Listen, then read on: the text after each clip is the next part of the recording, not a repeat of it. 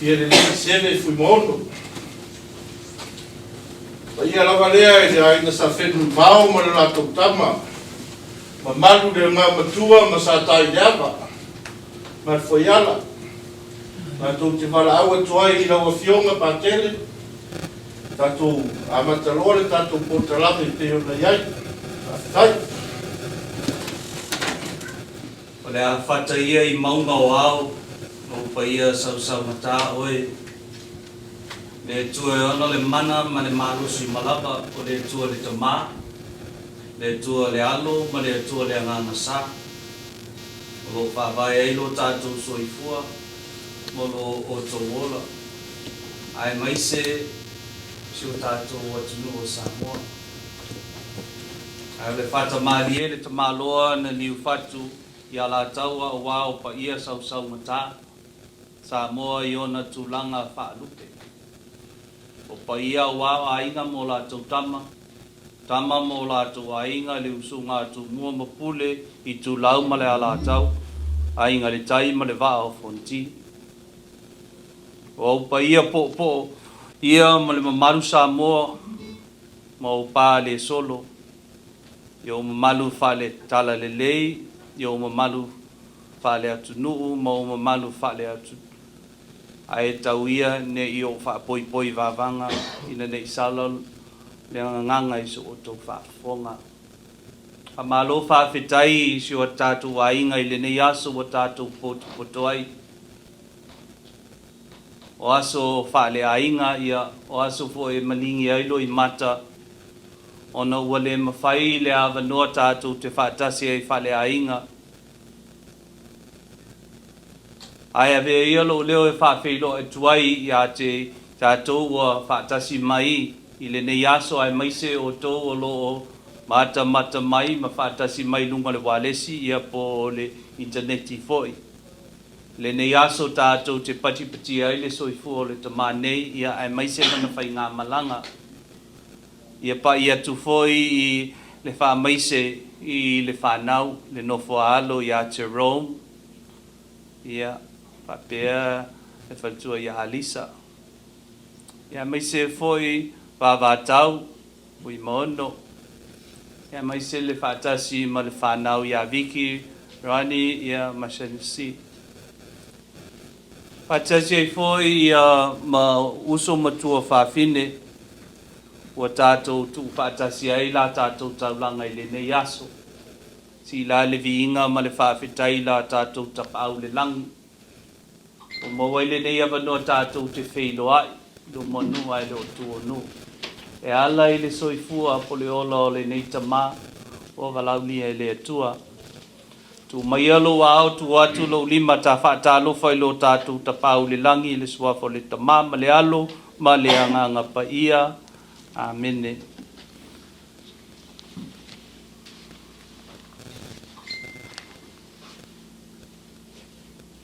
A mata le tātou sauninga isu le tātou pese a mata o le viinga i le atua.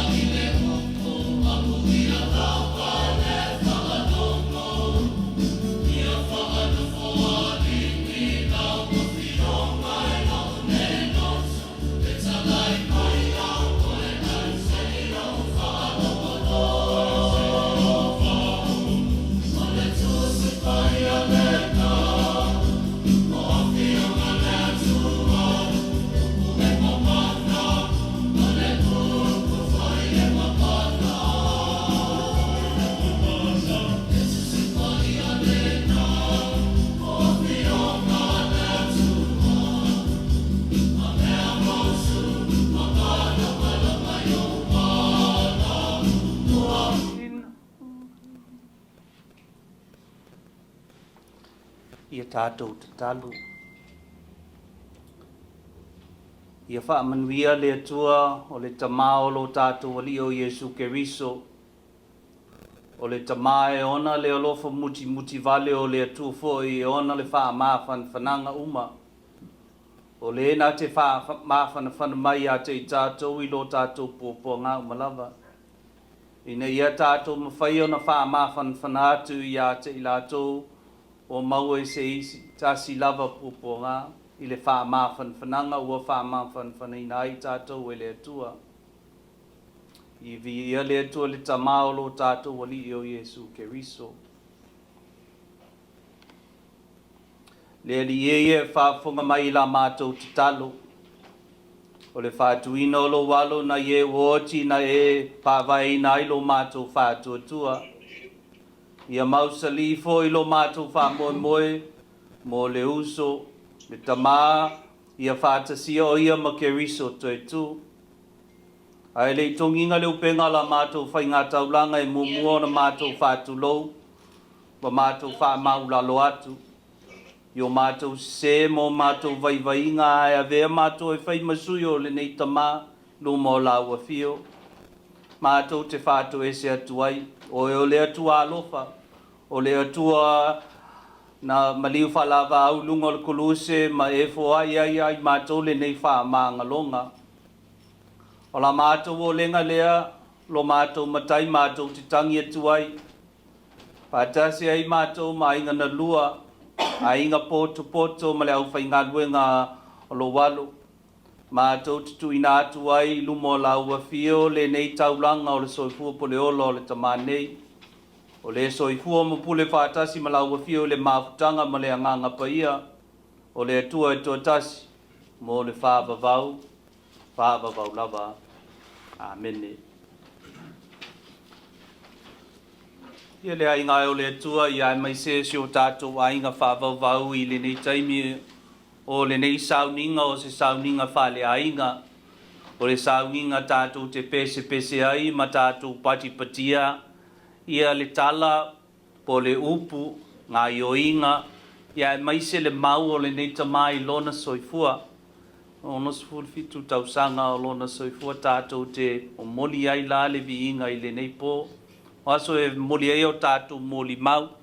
Ia lea o te lafu atu le avanoa i le ainga ia mai tātou whaatasi le nei aso e longo sua le au whaingaduenga i moli mau o le nei po mo le tamai nei. I la tātou a foi taulanga ua avea masi ia i le nei po pāwhitai.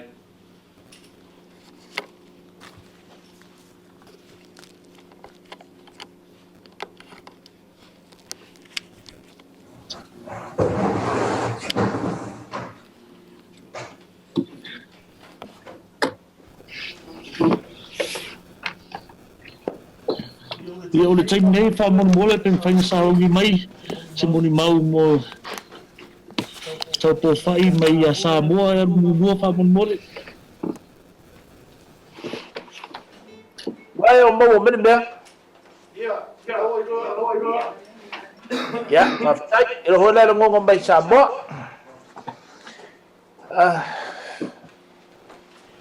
O te manatu o le a tau to ia whaavatiu a au mau. Le pa ia lasi o le neia fiafi. E ai lava le langona e ui lava o le a fiafi e fito i tonu i le ainga. Suri ma feoi. Ia e mai se foi o uso ma tua whawhine. E whaasina tonu te maa ia Taupoufa'i. Ia peitai. O langona foi le fia le neia fiafi o na ua. Afe mai foi le. Vala au mai. Tātou te awai whaatasi i le sauringa whaare a inga o le te maa i a Taupoufa'i. O le manatu le nei a fiafi, pe umi, le alava le umi, e sala ina umi. E wafo, e le toi maua le te maa, o le uso, o le tuangane fo, o le melea. E le taofi o le nei a fiafi, o le a umi lava, sa mori mau, i le soifua o le tamā ia Taupoufa'i ma le mafutaga mai matou totonu o le ekalesia. O te fia fa'aogāina ai se tasi o faitau o le tusi pa'ia e tomua ia i lau mo le mau. O le upu lea, o le upu a le toeaina o lapana i le auauna a Aperamo e whapea. Mariu mai a oe le ua alofangia e le ali. Se ale mea ua e tuai i fafo. Ua uma ona teu le maota. E le whaingofia ia te au le taimira ta umaiai ua. Tu ua le malo e le whetalenga ia Taupoufa'i. O se tala o te fia toi tō manatu iai. O aso lava ia masalo po o le vai tausanga le ono sifuru mai anga i le fitu sifuru. A mātou no nofo i taile ai. O tua e o lo mātou fale sa iai le fale sa no nofo ai ia. Le whitalenga ia Taupoufa'i o lo na ingoa e masani o na ilo ai o Fialelei. O te maitauina pea i le afi le pongi ma le tangi o arisi. O Taupoufa'i lava. E whaia le ngā ruenga lea. O le lau atu o le whai lau. E lau a ngā itai le isi o latou wharitele sa i ngā tai atu. Sa i aile to ina o Fuimaono a tanoa Fuipō. Malitina i atala. O mea uma o le soifuanga. O le tamā i a Taupoufa'i. E leise mea na te lei whaamatala ina mai i a te au. O lana tala. O ia e le lei le aonga. Aena alu loa ia sio na uso matua o Fuimaono po valu i le aonga whawhai aonga. Ia. O leise isi e tua i aina i ona mātua. O ia lea sa ngafa ma le whai o tongi pau. Ngā ruenga wha tongi pau i to ina o Fuilimoni. Ia inasa maua mai ei tupe. Sa tongi ai le aonga. Ia ai maise foi. Ia o le tausinga o le ainga i lea taimi. Taimi o le taupapalu ma le tango lima foi. E tai ua luai. O lana tala ia te au. Mo o mana tua ai le launga le toi ina o tupua tamasese. E ese a le au ta pena sua vai. E ese fo i le au fu e sua vai. Bao te whaingoa ina le ta mali nei. O ia o le ta pena sua vai. O ia sa ta pena ina. E wa o lana tala ia te au. Ia o nauso. Ta alonga o mea wha fia. A o ia. Sa maua tasi lava i le whainga le fatu a inga. O le ala fo i lea na le eisa na onga. Ia ona o le tele o le taimi. E tu i lava ia i whi au ma ngā ruenga le a inga. O le a whangata mai i sa utala i lea vaenga o le a. Whaasao sa utala ngai le matou mafutanga i tonu o le kalesia. O le tausanga msalo po luafe marvalu, o luafe sfulvalu, po luafe sfulwiva. Na whate ia o ilo ua usu atu le lotu le isitai au. Ia o iaile ta mai o le ta paka ma. Sio na alo leo, Jerome. Na mawhei loai. Ia, peitai. Na owa ia. Ua. O winga lava ia o Taupoufa'i mai Samoa. E leo se tangata e si so olo na waa. E leo se tangata e si so. O le winga o le upu. E leo se tangata e tele ni whamatalanga. E whaalo ma whae tete. Le tamane o Taupoufa'i. Wau. Matupulanga Malaysi uso Taupoufa'i Safia viki. O la uo le lei ma mawhisenga tonu fo i lei sa lani. Ma o te maita wina e whaisi matua o Taupoufa'i. Ma feilo inga ma futanga ma tama wa uloai o lona winga lava lea mai Samoa o se tangata whaaloalo o se tangata fo i e loto maulalo a faini fonotanga le matou e karesia e fisili i le whetalainga i a Taupoufa'i le tō whā ma le whaau tautanga le karesia i mea whai o le winga o lau tala e leo se tangata i si soo e leo se tangata i finau vale e leo se tangata e tautara soo e whaali ni o na langona a fisili i a Taupoufa'i o le tali o Taupoufa'i o le ale mea ua finangalo i ei lau sunga le whawhiangainga male e karesia o te loto fo i ai na ou whai i a Taupoufa'i leisi aso vai o te mā aua i te manatu i si o tāpito nuu whawhale vea i Samoa o i nei o si a saunga si a opo whaari mai se mea o iei lau finangalo peita e le whapea le tūlanga le mā mafutanga o se ta mā lava ina a whaaloalo a mio solia ina ua ngase le ta mā na toi fo i atu New Zealand e whaia te rei lopo whai meo lana pensione na toi fo i ai na toi fo i mai lea ia o le timing toi fo i mai ai sa ta ua ai e Taupoufa'i o ia o lai ai sa ti a kono i New Zealand o lea sau malona ti a kono na u whai atu i ai o lea me ti finangalo i ai o le mea le nai whai ai finangalo lava e toi o le tala to ina ua fo i le utunga ua iai ua mnao e toe whailo na ti a kono ia no o i oe lea i le to ina ia taruai ono le vai taimi o le whamai na o whai atu le to ina whaatele ngese se i te al whamai peitai ia ua le mwhai lava le tau anau mai pea o le to ina tau anau mai pea e fia whaia lona ti a kono o le mea lea na ufa afsota ia i loa le to ina o le pulenga sunga ia viti e tuale ia matari mai le to ina a ulia loa le aso sa e lua se fulu marifitu o te sema i le lua afe lua se fulu ia ona sa unia ele i lunga o le sum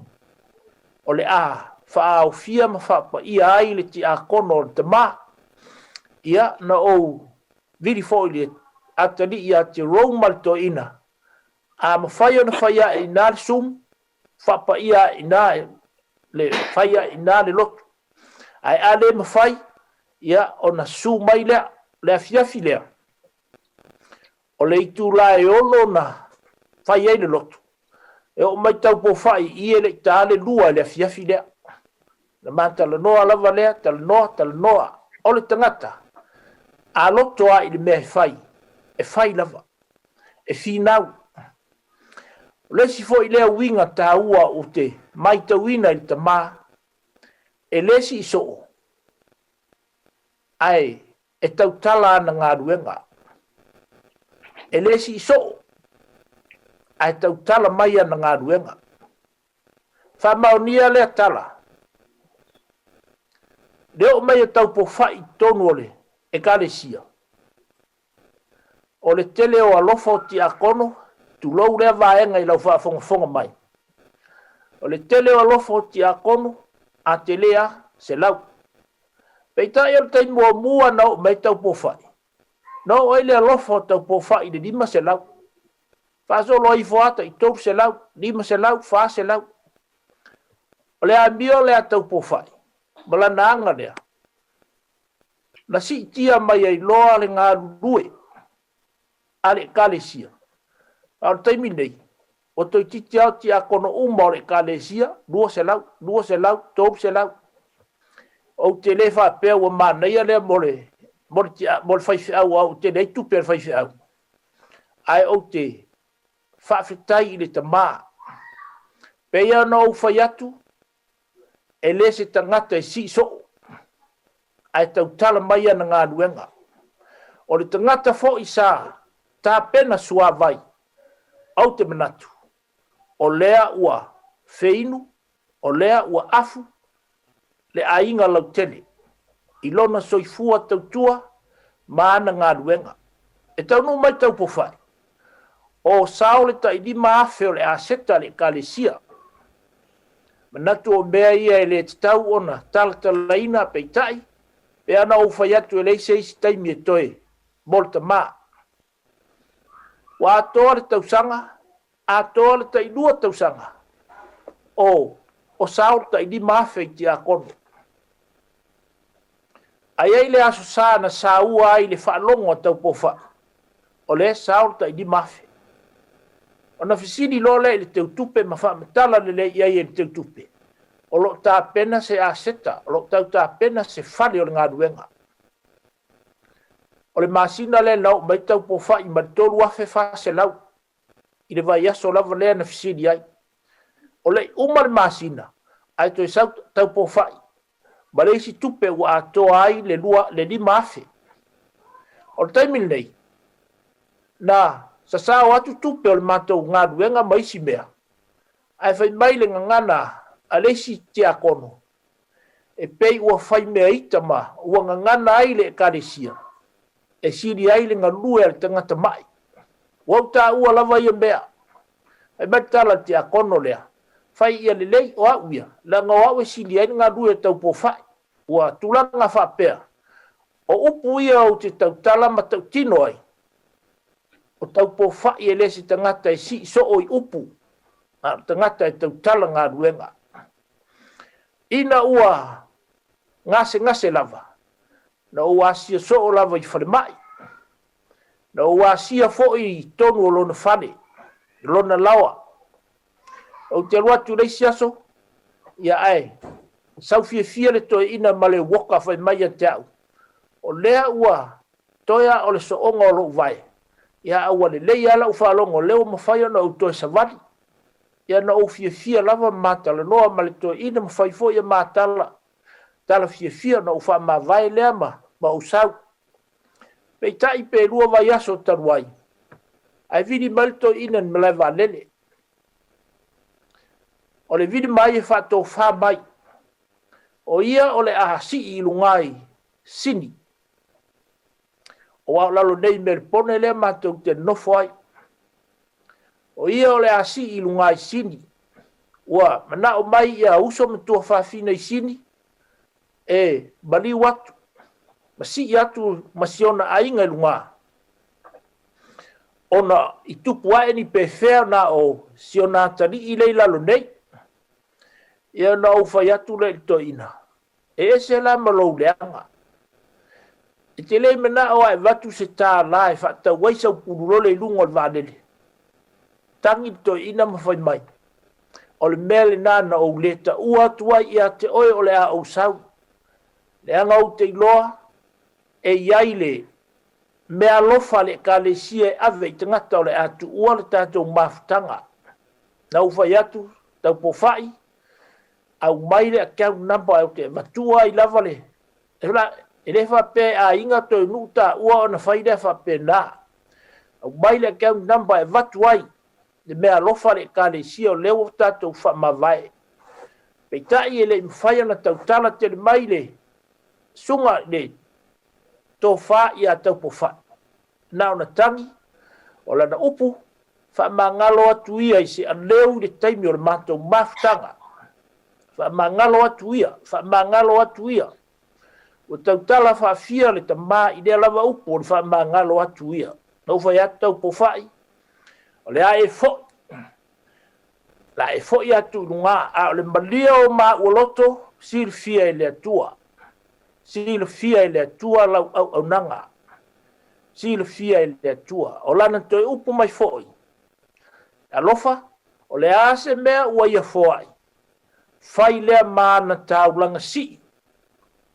I le ngā ruenga le atua. Alofa ua lava nei toi avatua se tupe. Fai mana taulanga. Le ase mea ua ia. Foa ima. Fai taulanga ai. Paula valea o lona manao. Ia mula na taulanga. Fai mana taulanga i luma o le atua. Peitai. ia ua fa'ate'ia lava a'u pe tasi ea pe lua vaiaso ia na malanga atu e nei le tamā i lunga ia a o lea ua tau mai ua afe moe le folaunga ua tu'ua le mālo e le fetalaiga ia Taupoufa'i o le autū o la'u mataupu ma liu maia oe lē ua alofagia e le ali'i se a le mea ua e tū ai i fafo o te lagona Taupoufa'i o se tasi lenei o au'auna fa'amaoni o le tasi lenei o au'auna sa tautigā i le toe tau fa'amatalaina le tala i le au'auna le toeina o Aperamo le vevela o le lā le tō timunga e mamao le ala sa tau mawhai lava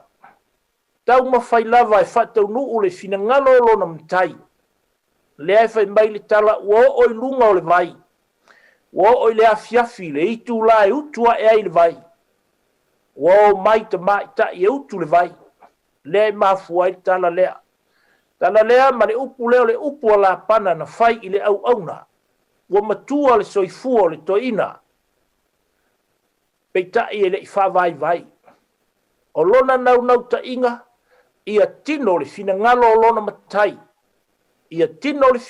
o lona matai a o i lunga o le vai lea na tau tala i ai la pana lea le mea ua e tū ai i ina maliu maia oe ua whaamanuia e le ali sa le mea ua e tū ai ina maitalia to ina maitalia le au'auna ou te lē uru fale ou te lē ai fo'i ou te lē ai lava se ia mae'a ona ou ta'u atu o la'u fe'au suli ma feoi ai mai se fo'i le tinā matua ia fa'ala'a vatu le suafa ia mai se fo'i le sunga ia pati le Fuimaono ia ngata i lea o le sunga i le patele ia ma le au whaingaluenga suli ma feoi uma e tau i le tamā ia Taupoufa'i ua ou manatu o lea ua vala au le atua i lana au'auna maliu maia ua uma ona tapena le fale mo oe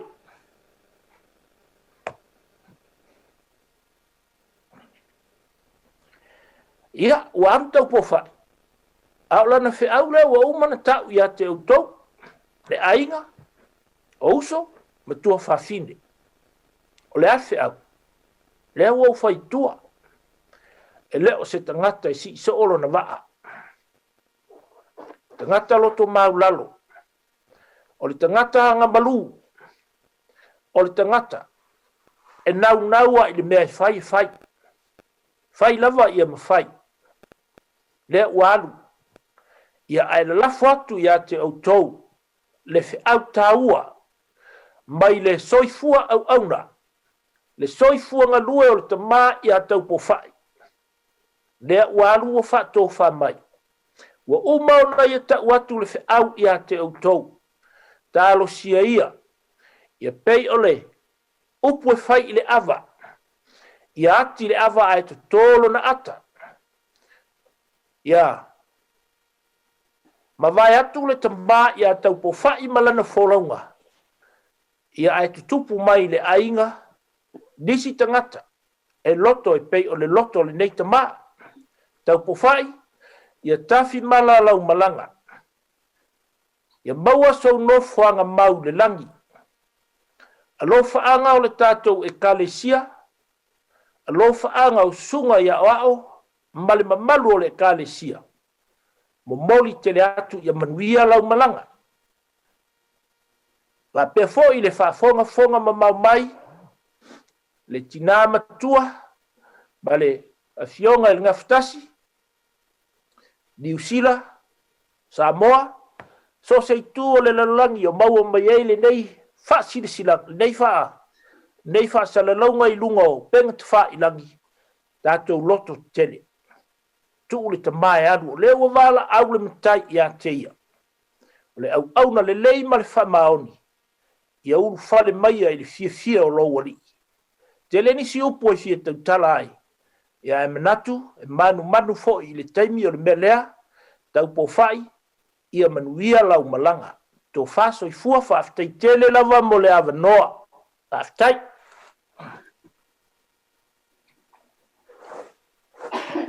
ia malo faafetai le saunoa i lausuga le faafeagaiga ia e faapea foi i le faletua mo li lava le agaga faafetai i le saunoaga mafie ia e tuatua lenei faifeau ia o te iloa ma o te talitonu o e tauna taitaia la tatou sauniga i lenei po auā o le mamoe oe ia e faafetai le avanoa ua tafaifaatasi la tagaluega i lenei po ona o le tamanei le moli le agaga faafetai ma le agaga faamālō pau le talo ia faamanuia pea le atua iā te oe i le tiute foi ma le galuega o le teu o le vaina o mamoe o le atua ae maise ia le galuega foi sa galue ai lenei tamā totonu o sio tou matagaluega lea moli le agaga faafetai ia o te valau atu i le tatou aiga ia o loo faasolo pea tatou molimau lea ua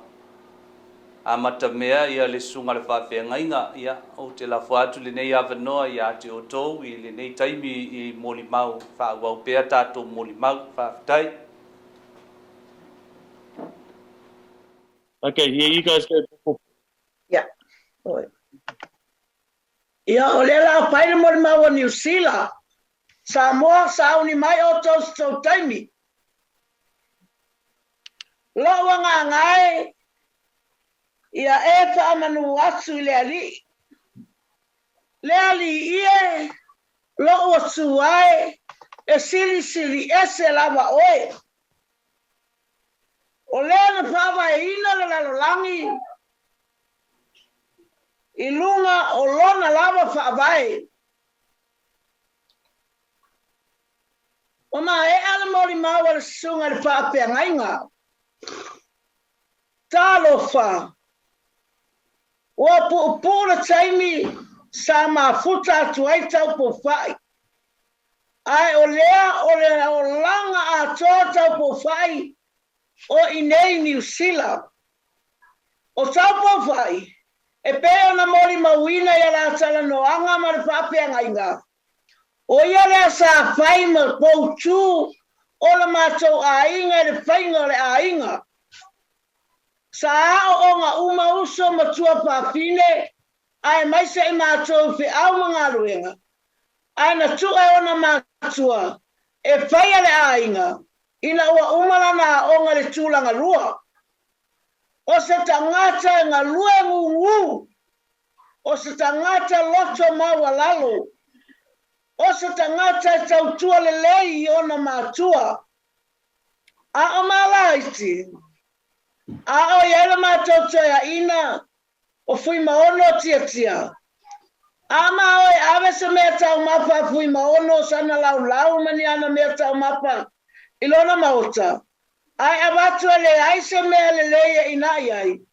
Ia matka tau fituli mai maulu. E sulu al tangata ia le mea alu anga ai. Wa sawa tele le toia ina. Pe ale ai se mea inai ai lana mea tau sami.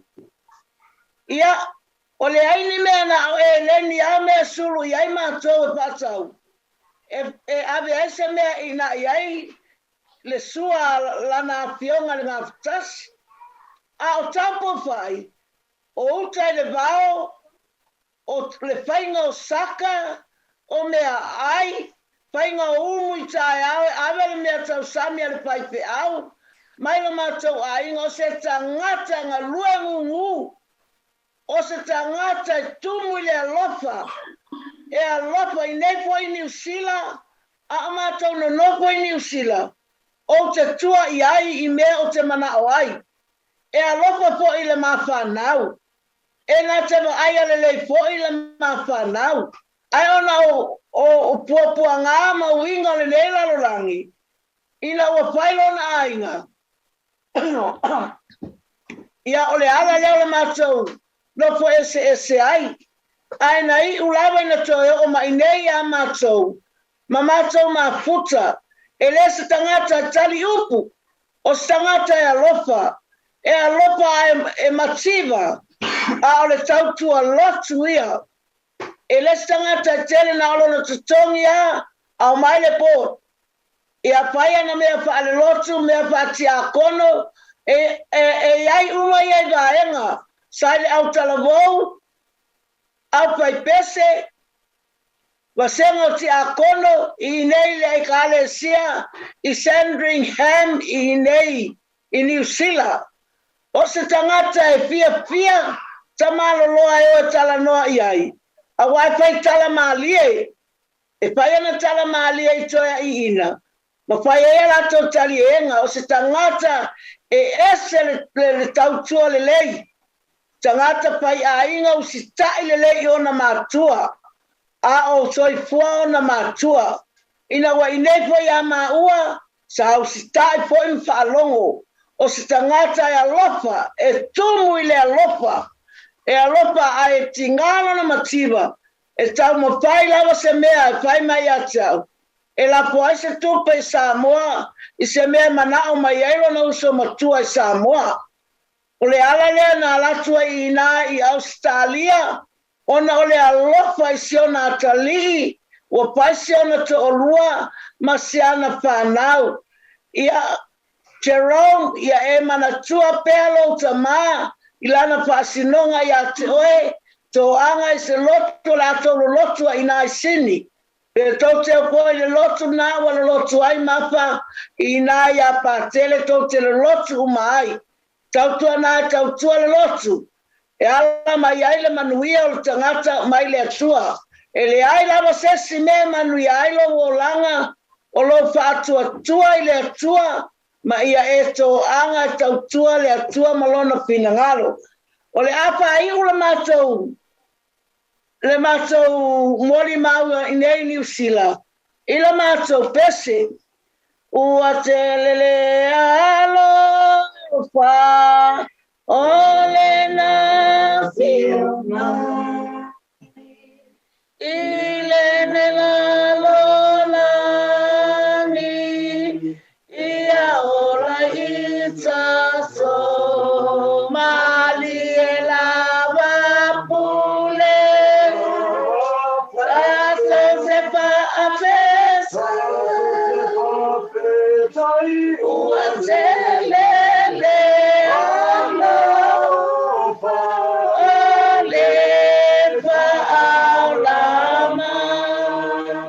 pasata roina la maliutina mota so malawa ia sawa ilunga mali la pule tato sepa apesa Lele alo ole Paula olo na lava so e ola itato e pamangalo ina baba wailo sofo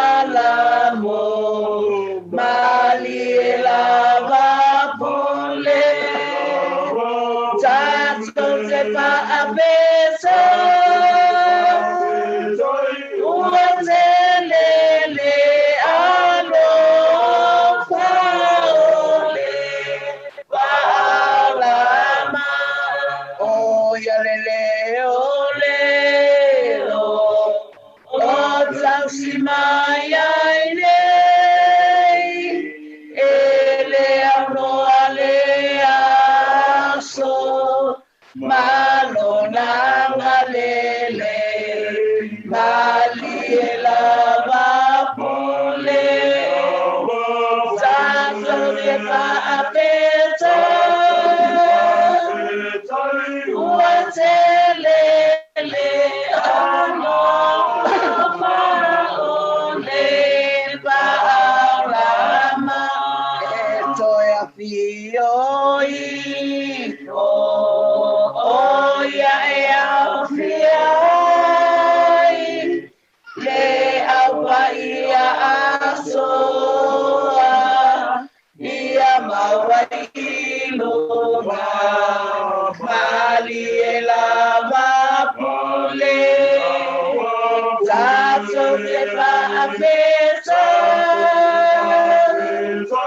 uatelele ano paole Paula mai ia manuia la whainga malanga Taupoufa'i ia saunia le atuoso nofo na mau ilona nofo ali'i ia manuia ei por tato saunia whale ainga manuia po i ole whaipe au mai Australia manuia la malanga anko Taupoufa'i Ia purira nganga pa ia jai a sina mai New Zealand i le saunoanga mātango fie foi e moli mai ai alo whaanga mo le tamanei lana whainga malanga pa manuia le tua ia te oe fua ia te oe le tōwha ia mai se foi whasilisili le o langa wha le anganga ia te oe moli le anganga wha fitai ia manuia lava ma wha pa ia le tua ia te oe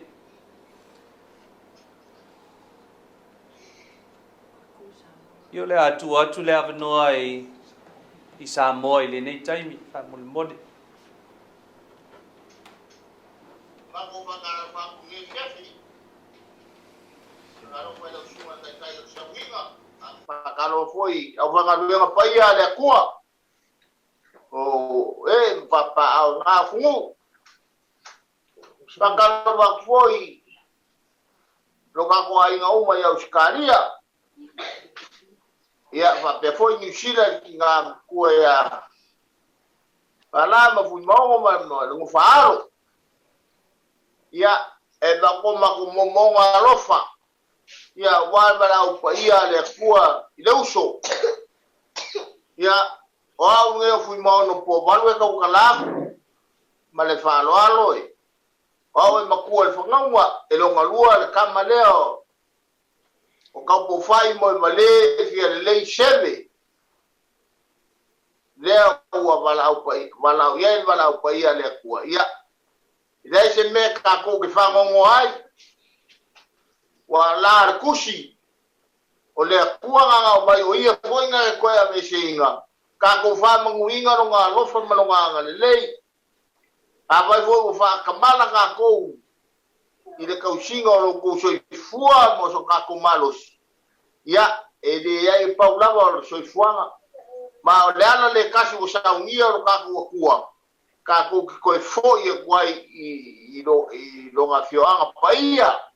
Me lea, ma ko ke momori ako ma ko lofa anga uma ma ko uma i Samoa. Wa uma ko rua ya ruongo ma whangau. Ma ko uma i Samoa. Ma ko ke ofu alo whaku. Alofa ngia le kua. Maua so ngofuanga mau le langi. Ia makafi mana lau whainga malanga wa wala upaia le kua. Ia manguia kere lau whainga malanga. Moevalē Taupoufa'i Fialelei Seve. Manguia lau whainga malanga. Ia loko kere foi o ko umai ngai au Sikaria. Loko kere sia whangau ia te rau. Ia ma kama wamatau po feo iai ia loko kele i le lofa malanga leo le kua manguia kele lau whainga malanga soifua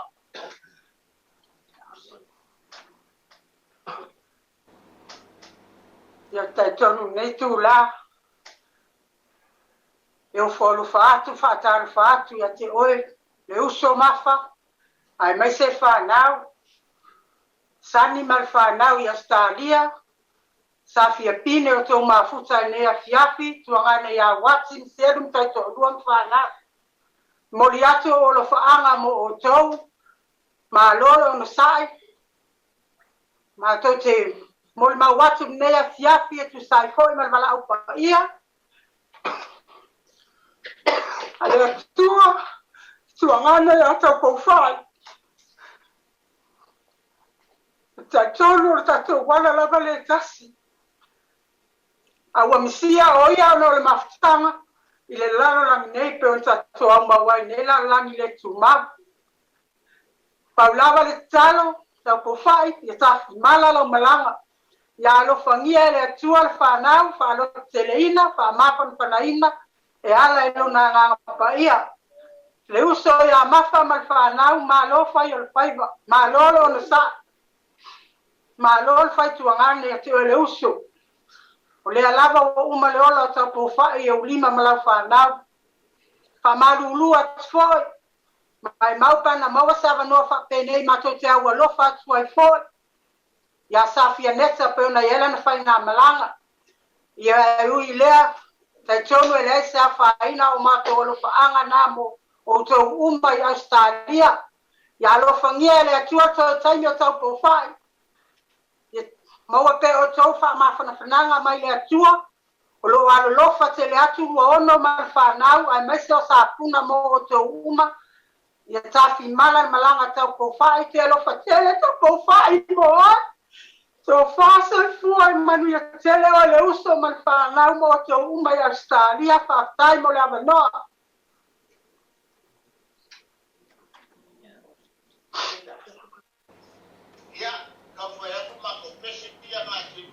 ia o ka ko koma vai ni po Manu ia kele la malanga Taupoufa'i ni ana malanga Taupoufa'i no fat Seve ia Seve la mona mea de lupe le va puanea Moevalē o sei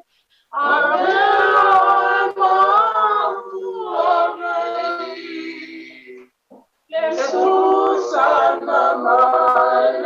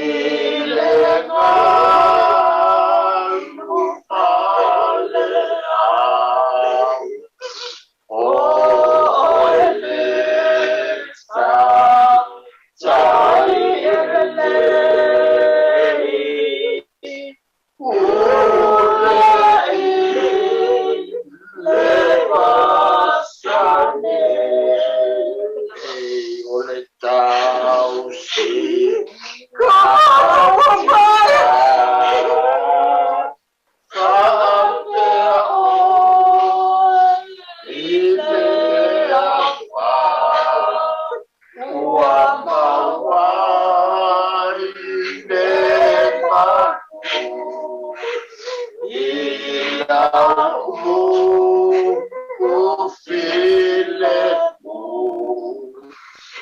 ule oe I matani sau tai po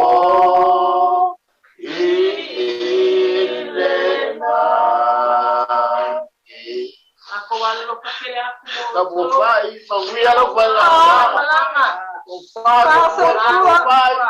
Taupoufa'i.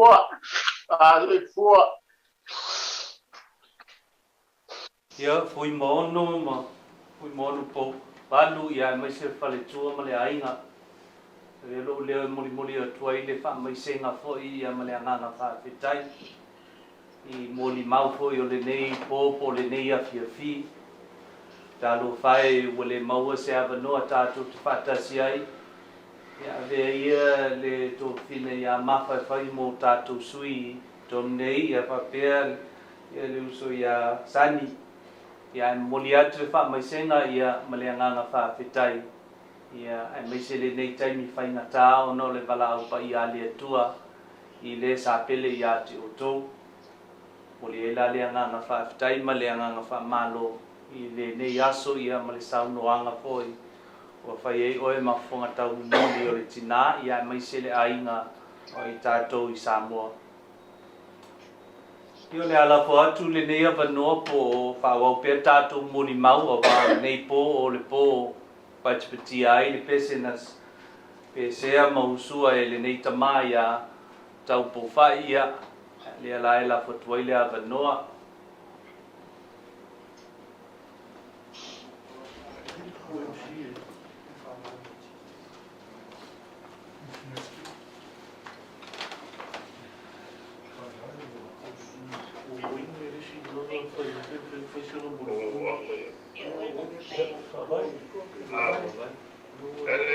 Yeah, welcome. Yeah. Mori atu le whawhitai mo le mātou wa wanoa. Au te talusanga ina le lau sunga le whonga o le nei pō. La fo atu mua le awanoa I le sunga I le whawhengainga ia waine. Taulanga soifua o le tātou ainga. Ia ona tu mai ai leo o se awanoa mo le. Nei ainga ma le anganga whaaloalo. Kole e tingara wangere laso. Wangere whare laso au ka kole e tingara wi. Ia uinga no e tinga wai. Wangere, ia wangere.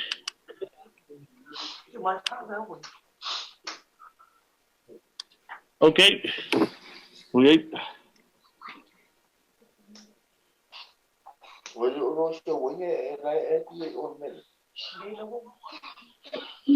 Ari ko lai no.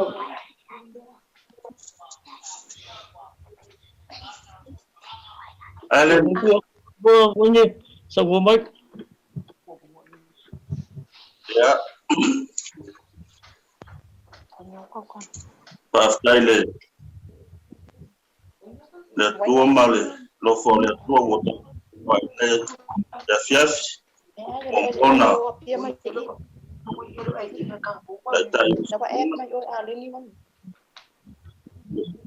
fai ngā rua ngā tofi a le tua vai ono tātou mau whatasi a sauninga a mata po sauninga whare a ingole tamai a Taupoufa'i ia me se foi o le lo tātou ainga I le tawhama le atafa o laulang ia o mwhai ona o tātou whisotai ma tātou whisila whai le neia fiafi tātou te mauri mau ia sauninga a mata po sauninga whare a ingo le tamai a Taupoufa'i ia mātou te whaafeilo I atu ia ma ua male tina o ngā ruenga ma le whanau nei ia mo I Latu e le Safia nei ia o waine ia ono Moevalē ia o le atali o to ina na fa to uma na mori mau atu I Samoa ia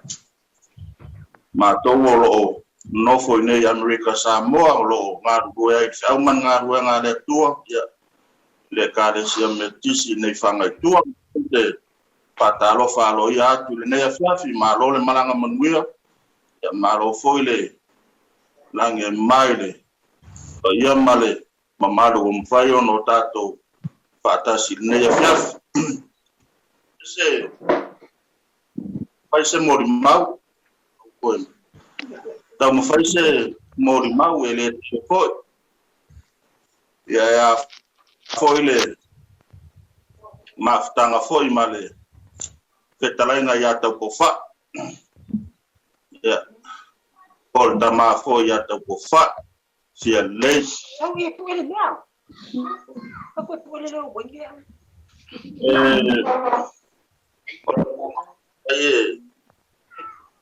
Ranganga fasta ile tua ya ile soy forma le ora ni tama na ia pausua ile la lorangi na lue ia iona jute ma na faiva na totofi ma au nai ile ngata ile ainga ia a ole atu no foi mane malo e meso de kalesia mane ngadue ngade tua ola umoli maue te moli mau ile fetalainga ya Taupoufa'i ia ta wa ia mala umoli maue tulo fo ile fa fonga auso ia matua fa fineo o lo tama ai umoli maule ke maftanga male tama ya Taupoufa'i e pei o se uso leo o po valu e pito sili o na lata lona lotoi ia po valu malua ono tulou ia uso po valu mo na tua fafine ai o te mori maua uia i lau wa aile maftanga a Fuimaono po alu malona uso ya Taupoufa'i o se tangata ese le alofa ya po valu maluono ai meso matou fa na o po valu maluono Safia umal tato ainga ya ai mese foi o tato no ya o se tangata vai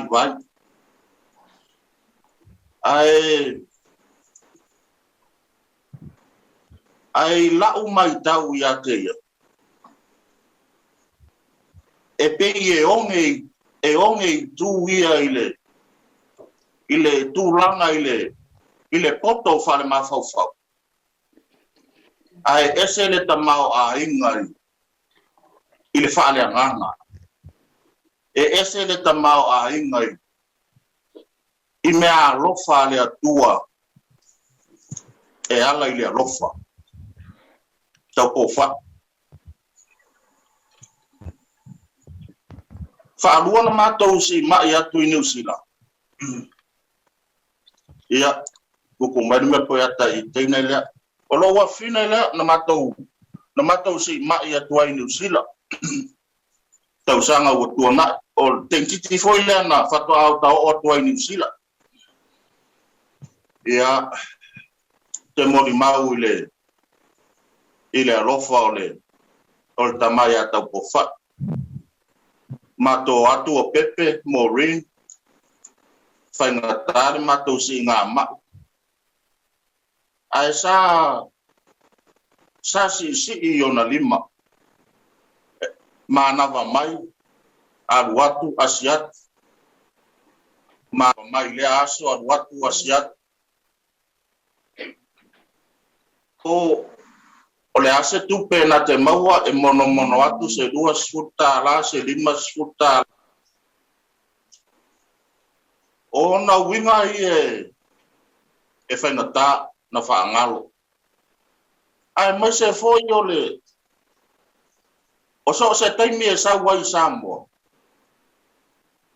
o a umani ana tupe iai e tate mai tauina o ame mana na o ai Fuimaono o a fo ini me na te Safia ile matou a ina e whapena ona mono ya fui mono ya ruono e whapena fo ya tia uma matou e se ia o ai na tau mawai a to malanga i New Zealand a umanito e ngai le tanga Taupoufa'i e whapena na tu ya Fuimaono o mea fo e vili atua le mafai ona tari tuari o nai mea la iti whapea a o wala le mafutanga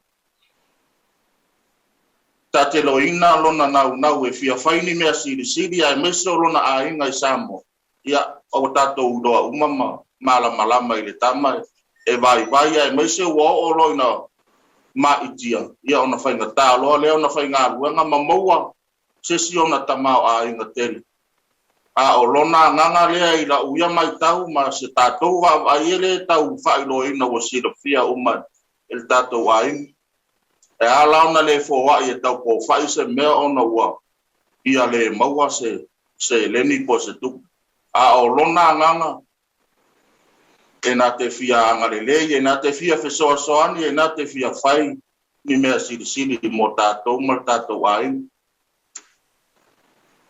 ui o lea ua whai le finangalo tuto tasi o tātou tamasiri le lang ele o se aso whanono ele o se aso whanono mo tātou a inga leo foi ua ma e ale le aso le tamaya neta Safia neta ia a wata to te fano no umana a o a ortu spaia ma fa manatu ia tato ele faya ale nei la langi mo tato ele o tato foi oni ngata o le la langi o tato ngata o le langi pe a fai tato te fatu tua matari tonu moni ia Yesu Keriso ma faya le fina ngalo le tua ele o se mela le angal mariu maleot o le ala le tato te saufanga i le malo e fava pe a faia e ta pena tangata ia pe a fai tato te ta pena ma o tato sauni mo tato faia le fina ngalo le tua o le mariula o le tato wala nai manuia o le tato wala nai malo le tua a wala tato te whanonoa a tato ta pena o Taupoufa'i nei o Safia neta nei ai tatou le si se kone o rumanai le si minute o rumanai taeao tatou na ai ao ina o mai le wala au o lo whapena no tatou whai tatou ainga o aso tatou whanonoanga o le aso tatou loto whawawau ona o le wala au pa ia le tua ia Safia neta ma le tamai a Taupoufa'i tatou loto tele tatou Moimoi i le atua o ia na te au maia le mawhanawhana sili o tatou loto tina ia mafa Allen ma le whanau ia loto tele tatou Moimoi i le atua o ia na te au maia le mawhanawhana sili o tatou loto o ia fo ia na te tāpena ni tai au fou molo tatou malanga wau fui po mal to rua te rong to maua loto tele ia mai ser tatou a inga poto Taupoufa'i ele ngalo lo walofa ele ngalo lo wanga nei le a fai peo ma fa badatu ia ibato lo wanga nei ba ua bal fatau ai mai ser a fi no bato si ba e a nei o bato totala banuia lo balanga ia ngale leile atua o ani o tou se o a foi ne o fale tom tafi malala o malanga talo sia ia fa no so no foanga ile malo tu mau o mona saunia o tato mtaisiri le lang ia wale au fa tua mai tato uma sinta mai tala le afine e fa afte ia ilo wanga le Taupoufa'i fa uma toisa matuta ia whātalo whala vele mamalu le tato a inga le nea fiaf. O lo wingoa o Maureen waine Fuimaono. Wao, lea sa noa toilo tama sa mato si mai a tui fafu. A ve ele ne taimi e whai eisina mo li mau pupu. I le maa mafutanga ma le tamai a Taupoufa'i. Whawhatai lava Taupoufa'i lo anga lelei. Mea umana e whaia mo au. Au mai. Whawhatai lava mo mea uma se e whaia mo au e whapea o mātua. E manuia lava lo malanga Taupoufa'i. Alofa atu mo Fuimaono. Ma le toalua ma le whanau. E whapea Jerome. Ma tato a inga uma. Alofa atu foi a mafa ma le whanau. Ia ele fa ma fa fananga le atua ya te oto uma ai fa pele tato a inga atua fa tai manuia la malanga Taupoufa'i ia la fai watu le matou pese la fai watu le matou pese la ngole fa fuose ia mai le matou ai ole e fa fuose ia mai le matou ai nga ana fa pe longo mamao mai ole fato avidi mai sa mo ane ole pe matou te lo fai le sum ia o matou wa ole na pastel mele o sum ia na fa pela e va ve longo mai ole van ta pena ni matou pese se tel ia le wa fa to per matou pese le ia matou te mori mana o matou te o fa lo fa to foi ia alo fa tele atu foi le sunga le fa fenga ia skedi mal faltua ia malo foi le na ruoi na foi ta for la range uno no manga do e au manga do nga le tua ia ma lo fa tai lava le ma futa mai ma tato me se foi o fa uso ile tamai a Taupoufa'i ia ta lo lava ile tua ia mau lo lua malos ia ile tino ile ma fofau ia sang fa siri pe ile nganga mo pe o pe ngor na dueng ia war nga do ile na ta fa de kalesia lo fa foi tina ya fala ama mafui ia fala mafui ia malo de na ruwe malo foi fa toto foi manga ruengo na ruwe na tunu ia mo pelo lu malos ia sanga fata mau ainga ina peo ruwe to fa mai le tu awale fa matua ma wa foi le tau singo tato wa inga ma wa inga tato wa inga le na ta fa le la lang ia me se foi le sunga ile fai la unga fa maoni o le kale sia metis el to fa ya wa pua ma fa vai ma le faltua ma no fa ma lo lava le nga ruwe fi au ma ruem ya tato fa moimoi pe ile tu o ia na te au mai al ma fa fa na yo tato tangat ya ale to se ai o le tamai ya Taupoufa'i ya mesul to fa ya Safia neta tato to e fe lo pe tato to e fe lo pe ia inisi taimi manisi aso iluma ai alo fatele mo to la uso atu le mato pes talo tato te ia a uso atu le mato pes ia ona fa uma toile o se mato vaenga mal fa lo Samolia italo sana no Fata sile neia langa aole nei wa ala awina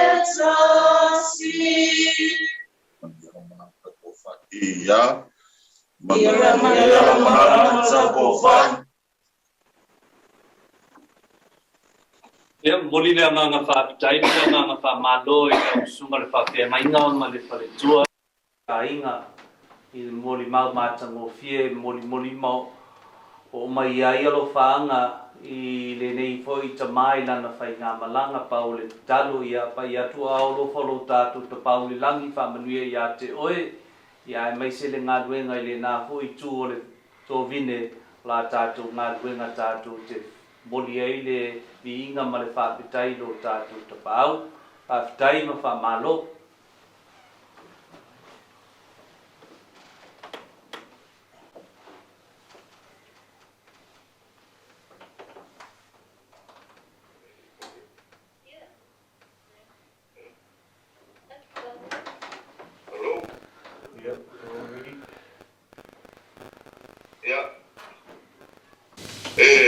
Mori atu le whakele sunga pa tele molo mātou wa manoa e sina mori maupupu mole uso ia Taupoufa'i Moevalē Seve Fialelei Paftai mori mau mātou ngofia I lau sunga I tau simtanga luenga waine ai eilo mātou tali tonunga o le ua mai au na whala tau manaia masalani la ngā tai whale I uru whanua e peo na sa tubao I nai fo I le sunga I le pawhengainga ya skeli le siolangi le nei fiafi ma le Moimoi ya tu faftek skeli ya e fa pe fo ile fa talo fa tu le uso matua ya Fuimaono povalu mesho le tina ya fala ma fui I Galston ya pe o sili anga ia o lo tato moli mau le nei a fiafi ya e pangala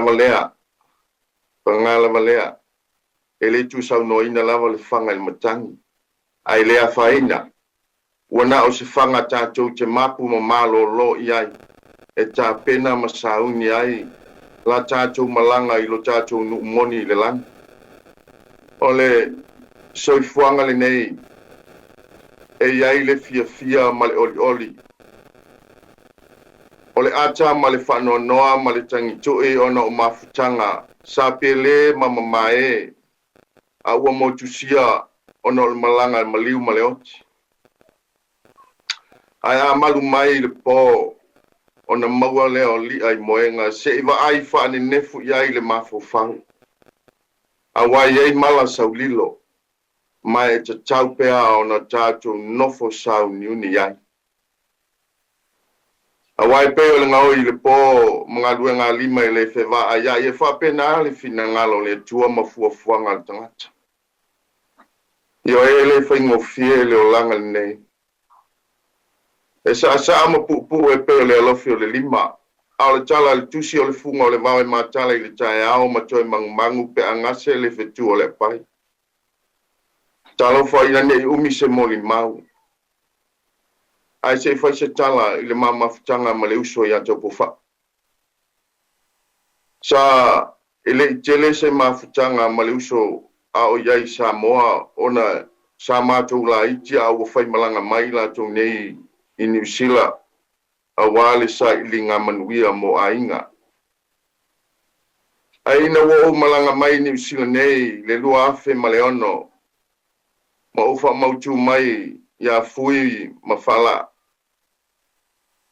Sa whai mai le tina ia fala ia ja o jalu mate no nofo ma Taupoufa'i. Leanga na o ia masiana whanau ma o fesoasoani iai. O ina mawai se mafutanga ma whanawhana ma le uso nei. Tele ni lui tau ma ni mea tāua. Sa lui ina ai e Taupoufa'i lo uolanga. Mai tauwina pea uwinga le tautala anga malu ma le loto maulalo le uso nei a Taupoufa'i. Ia, ai pangalea. Ia o leo ua malanga Taupoufa'i. Ia ilo mātou tali tonunga o mori mau. E au ngā mo tātou o e o lo feola. Ai tātou te au alo whai. Mo e ua feoti. Whamere tu se Paulo. Ilona tali whale nganga o Timoteo. Whai atu ia I a Tesalonia. So ia le tangitui. So ia le whetangisi, pe a whai oti se tasio le au kelisian. A wāolo Moimoi I la tau mamalo. Ai whai mai Maria Mareta leli ie, pe ana I nei se manue le oti lo mātua ngane o lasa. Whai mai Yesu, o lo moi o ia ma malo. A mu fia e fo I Taupoufa'i ma Safia neta o lo momoe I la ua ma malo lo e ta pena ai le aso e filo ai malo tātou wali.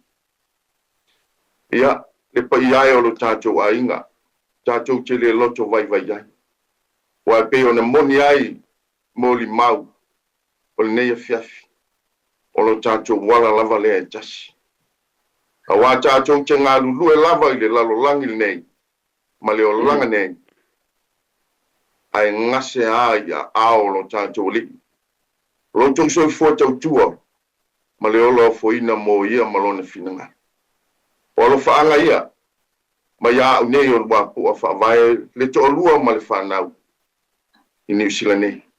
A le a whai watu, la mamoli mau, ma le whanau, ia I le pese, ia ona tu atu leo le avano mo nisi o moli mau o lo whatani mai, ma le anganga whalo. Ia, tu ka pese. O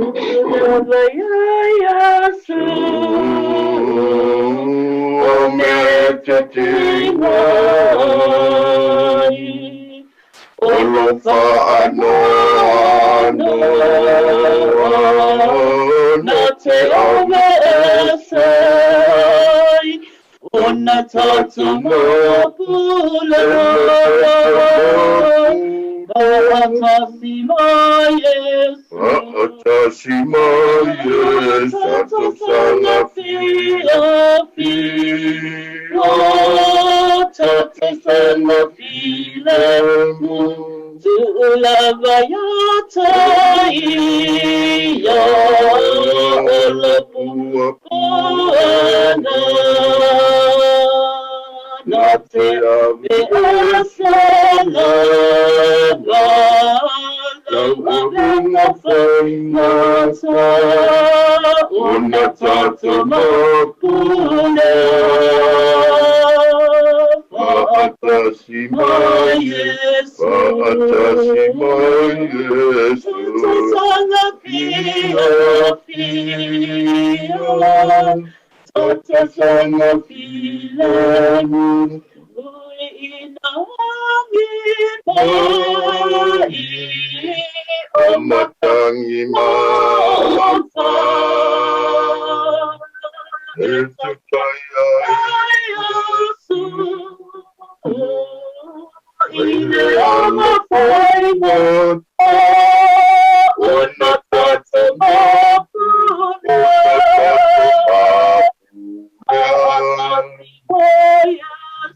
Atasi mai Yesu Tatusanga fia fia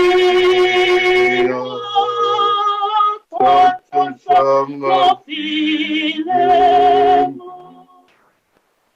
Maniala malanga Taupoufa'i Te fua mai manuia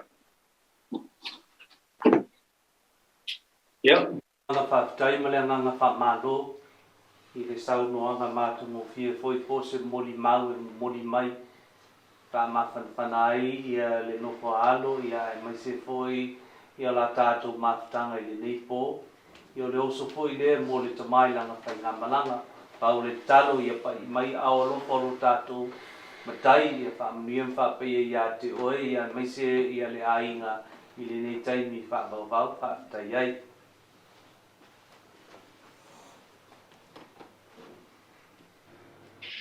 Ai le ai lala sai a maka muni mau I Australia. E kulo I ngai Australia. Ia, sai la mam.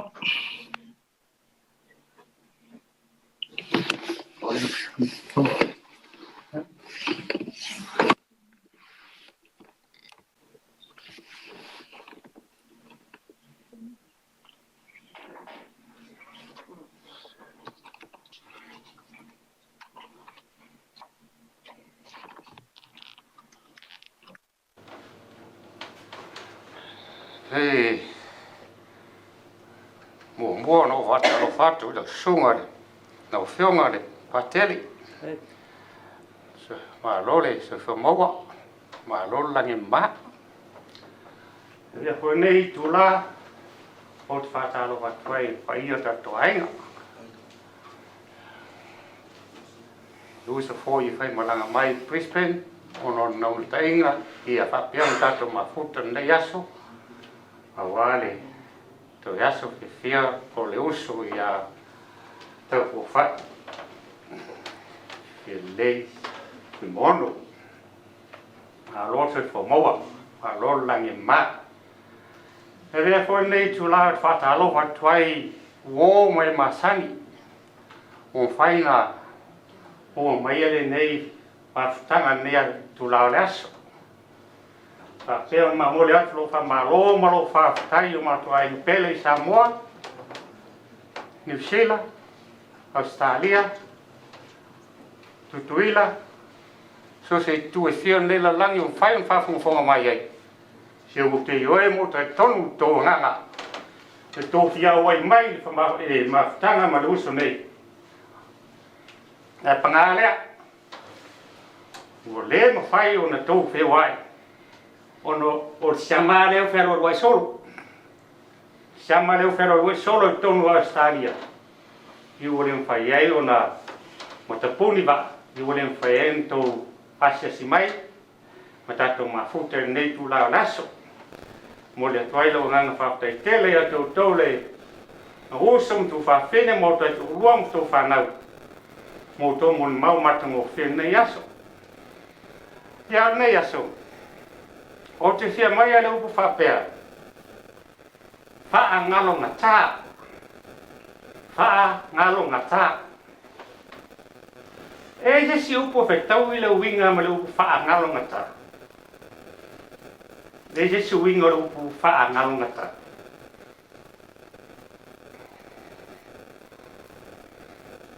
O te mai le upu whasa mua e le muta. E le muta. Hawa foi le upu leo le muta. E halua rua tupulanga. Ai to sa vali e vali atu me lo ta oto e tamaia.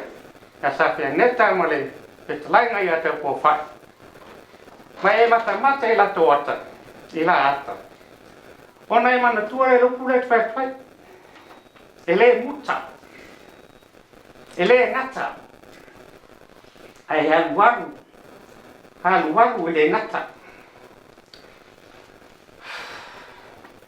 O lo lomo le mauna yasu. O wingo nei tangata. Taupoufa'i.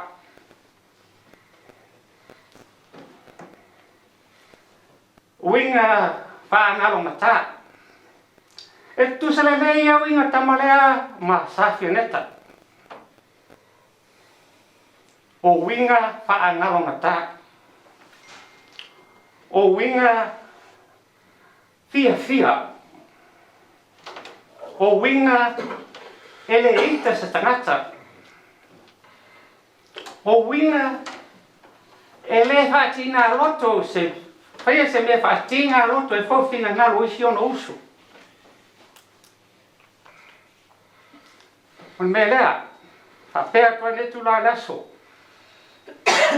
Fa ngalo ngata. Fa ngalo ngata. Uso Yerna, ele tele se lango vela fot fa, pa io la fifi, tasi au noi la tua se no fanga mau mola, moe Taupoufa'i, lo vati la tu moe le uma, ma to ainga salo solo, to fa fonga mai. Lo fate latu mo tu malava. Ala fai fuera pes. Hello for Yesu ya te oi.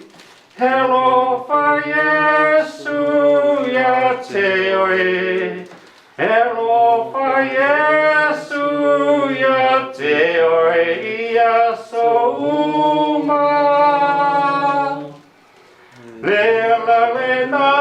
Na maliu ai i runga i kare Maria nai o la le tanga sala. Pechaya walai ilona tau mai. Wata fetoto na yona fafonga la foa ilona ola. Hello fa Yesu ya tewe. Hello fa Yesu ya tewe. Hello fa Yesu ya tewe. Yasuma. Yaman ya tele to engon de yaso. Safa Yesu. Amen.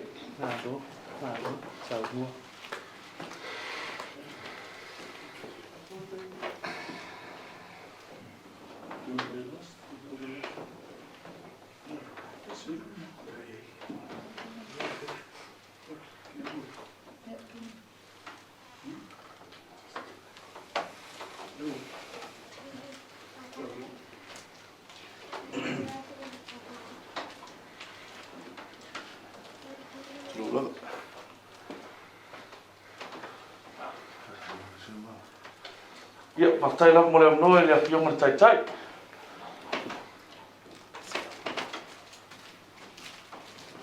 Le apa e tu sina mo li mau. Li mama sanga malo anko. O tama Taupoufa'i. Ia tro lava whangare ngang lua. Taupoufa'i. This speech is on behalf of my sister and myself, because my sister couldn't make it. So this speech is from both of us. Taupoufa'i was a fighter. He always tried to hide his pain from people. He never wanted to burden anyone. When I went to visit him, he was angry at the doctor that called Jerome. And the doctors told Jerome that he might not make it through the night. He told me to call Jerome. He gathered all his energy just to prove to his son that he was okay. I quote Uncle's words. Ele pule le tote le ola. Ole ola. Ole ola le atua. He had the ultimate strength that he lasted 6 more days than the doctor predicted. And on the 7th, he rested. We were so happy when Uncle came to Sydney that my father could have a friend to mafuka with. Someone to keep him company. Every morning, Taupoufa'i and my dad, Tulo, would get up and they'd watch Samoan Radio Live using my hotspot. Long story short, I decided to finally connect up the Wi-Fi so they could watch their program all day long. But now they're both left, and the only thing left with me is the Wi-Fi and the bill. Uncle and my dad introduced me to my next full-time job, which was the family bingo caller. As much as I hated calling their bingo, I couldn't resist but saying no. I could never say no. I'm glad that I had the privilege of calling your last game. I wonder why you guys loved it so much, but then I remember it's because of the laughs. It's because of the excitement of winning. But most importantly, it's because of the bond. A bond which will be dearly missed. Bingo will never be the same. We're going to miss making you coffee in the mornings, reminding you to take your pills for breakfast, lunch and dinner, and then finding out that you've taken them 2 hours earlier. Picking up your Webster packs and asking every week why there's new pills when every week it was the same pills. Our chats when you would go outside and have a smoke in the garage, the amount of times I asked you questions but I got no reply. You telling me to check the balance of your card every week, sending me to get your smokes, the Zumba sessions with my dad and how you hinted for us to get new batteries for our clock as an excuse for you taking your pills at the wrong time. But the program that you were watching with my dad announced the time every half an hour. Cracking jokes with my old man, telling us to always call Jerome and check your benefit when he was 3 days away from coming in. your random sing-alongs to the songs on the radio, you trying to fit your walker through the garage door, your heavy breathing during bingo, your long walks to the mailbox and back, and lastly, hearing your prayers in the morning and at night. You always thank the Lord for the breath of life. I remember when my mum was sick, Taupoufa'i walked up the stairs one by one, slowly and in pain, just to check if his sister was okay. This is the type of character that he was. Taupoufa'i, we thank you for always praying over us, and now we thank you for watching over us. Thank you for the blessing of being able to care for you. Ia manguia lo malanga Taupoufa'i. Alofa atu. Tai.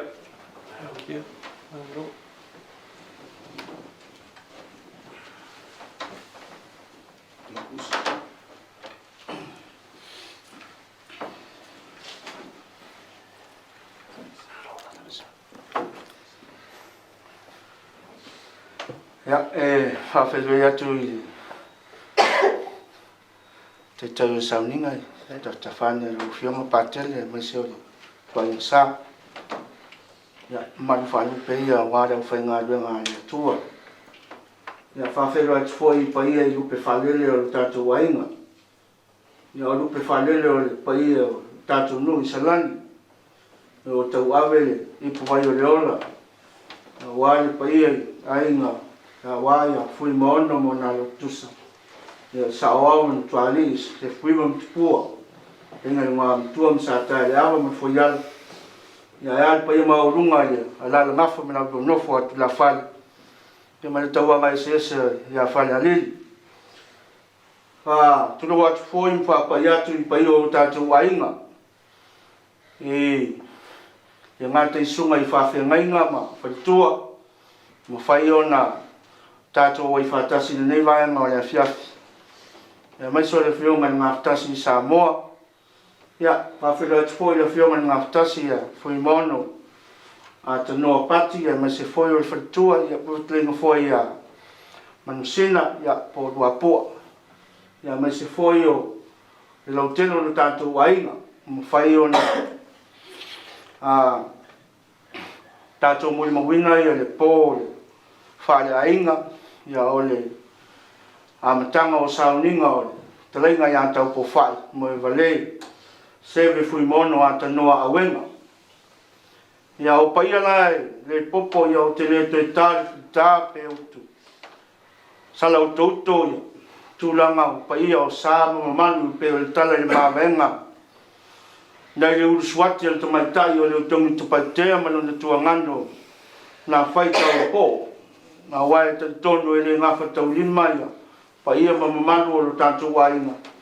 Ia leanga o le ngafa e tasi tu loule. Ma whionga le taitai o le sauninga. Ai te tono o le aso ma le nei po. O le aso o le atua. Awa o le atua na afua. E leo se loto o lo tātou wainga. E leo se finangalo le au whai ngā luenga. E motu sia le mawhtanga i le neiwa tau. Ia soi fuanga o tlenga ia Taupoufa'i, po Moevalē. A o le aso na fua e le atua. Ina ua finangalo le atua e toi fo'i le tangata i le mea na sawai. O le manava lea na manava ai le atua i le tangata, na avea ai le tangata e vea ma tangata ola. Toi fo'i le palapala i le mea na sawai. Ai toi fo'i le manava i le atua i le mea na afua e ona ola. Gala lea e tai tonu le nei a fiafi. O le aso na saunia e le atua e moni ai upo la na fionga. E sile le aso e oti ai na ilo le aso na whanau mai ai. Te le mai lope na o le whato sanga man nei tangata sto lima na iei le aso na whanau mai ai. A o lea ua so atu langi ai masa upenga ta whai langi lea wa tātou mori mawina. Ia tā ua o le aso e fo iei tangata. E lua mea pito silo na tā ua i le lalolangi. Mua o le taimi. Lona lua o suinga. E le langa whapalangi, the time and the tide will not wait for no man. E tu tusa malau ma tu sia tangata uma e luas furuwhai tu la fitu aso le vai aso e ola ai. Pe mau oa, pe mativa, e mau lunga, pe mau lalo. E launga tu sia ai tangata uma. Ai a o fo i suinga. E le mawhai o na tātou suia, ma Safia. A wafo i e pule le atua i le timu, i le la, i le mo watu o le tai ma le toi foi mai. E pei foi ona iai le nei vai tau ma le suinga o le soifuanga. Ono le whama. E le fai loto, loto finangalo i le nei vai tau ma le fisuia inga o le soifuanga sa le masani ai. A ua lolo au tō finangalo ma so mato manatu o le tātou waina. Ia ono suinga o le vai tau e tau ana tātou whamasani ai. E tolu upu tā ua o te toe tau whe whamanatu le nei afiafi. It's called the free aid or the triple aid. O le amua mua align. I le olanga ma le soifuanga le tātou te ola. O le olanga nā mai tātou te ola e tā pena e tātou mo le si ola i tu atu le ola le tātou te iai. A good preparation will prevent ourselves from a poor result. O le lei o lau tāpenanga. Tausili ai le lei o le taunu unga o le whatinonga ma le whai unga o se mea. A o le maliu ma le usu ngā whono a le atua i a Taupoufa'i. O se toi whaamanatu ia te tātou. Pe mai tala le tusi. A whai e ngata i le lalolangi mea tātou te manatua i a Keriso Iesu. E sili lo tātou malaia. Aisea, e le whai mo tātou le lalolangi. But we are in this world to prepare ourselves for a great place that God is already prepared for us. But the best thing we have to do is to align ourselves according to the will of God. Toi whātū langa tātou langa e o Taupoufa'i nei, leo mai lopo ai a tai au. A o le toi whaamanatu le wala au le atua. Toi whātūlanga a whai o sipa leo langa le tangata. Ma tau ma mau i le atua. Toi whātūlanga ma toi whāsanga tonu. Ia tutusa le mea tātou te olai. Ma tau te tala ma olai. Ma le whina ngalo o le atua. Align ourselves. E sa ue upure ma tele hei tangata rio. E whai alignments o le. O wili o tawale. Toi whātūlanga na ngan teua. Ai pito tasi nei teua tele i le lalolangi. Ai titi le atua. Ia si voi tai me tele i atua ai ese soifuanga ma le ola lai ola. Pa te stoi whamanatu i a tātou e. E hei teimi tātou te oa i fo. The second A o le tāua o le adapt, adjust. Toi whātū langa adjust ourselves. Me mea na i ola mai ai. Ma le mea e te tau ona iai. Ma le āmuri muri, adapt. Tono inga, whamasani tātou i suinga, whamasani tātou i le olanga, e tala whea ngai ma le whina ngalo o le atua. E au ngāle ma liu, ma usu ngā whonoa Taupoufa'i. O ai seo, e leo mamale loto, whaamamane, ne te ua, wala au mai le atua tai au. Ia, ona whasiri ngia lea po whea e. Tātou te o iai. Hau le mea tā ua, am ia e loto mamala tau te iloa lea tua. A ia tā pena i tātou. O le whamanatu lea ma le launga. O le a Taupoufa'i mo tātou. E whamanatu ia tātou a whai o lo tau mamau tātou ma lea tua. O ani mea o lo whawhati a tā mai ma whalawe lawe. I lau tā penanga mo le ola e whawawau. Toi whātūlanga tā ua. Toi whai seisi whainga. whamasani ai e ui ina whainata. Ia, ai amu ia le tangata i wala au mai le atua. Aolo whapeo na whai tusi an mua te salo ni e wha. Whai mai e lo whatani tali tangata ia whiola i eile aso e a whio mai eile atua e avela na whanau. Whai mai le tala a sau le atua o na ili leo le pū. Mane leo le angelu sili. E mua la tutu tangata ia o whioti. Ai muli tātou o lo whiola. O le leo la le pū lea. E mātala tala ai tūnga mau. E toi tutu ai e o oti oile ali.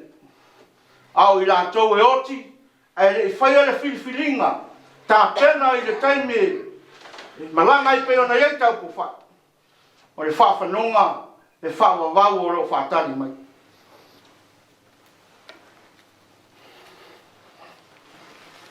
O le atua e iei ana pū, whai mai e ili le pū.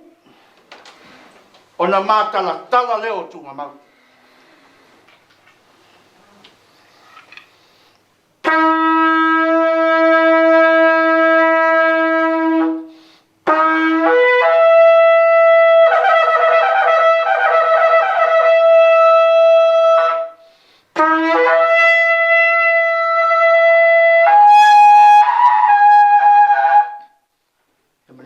Whenga blanga, Taupoufa'i no swafa i so whaftai.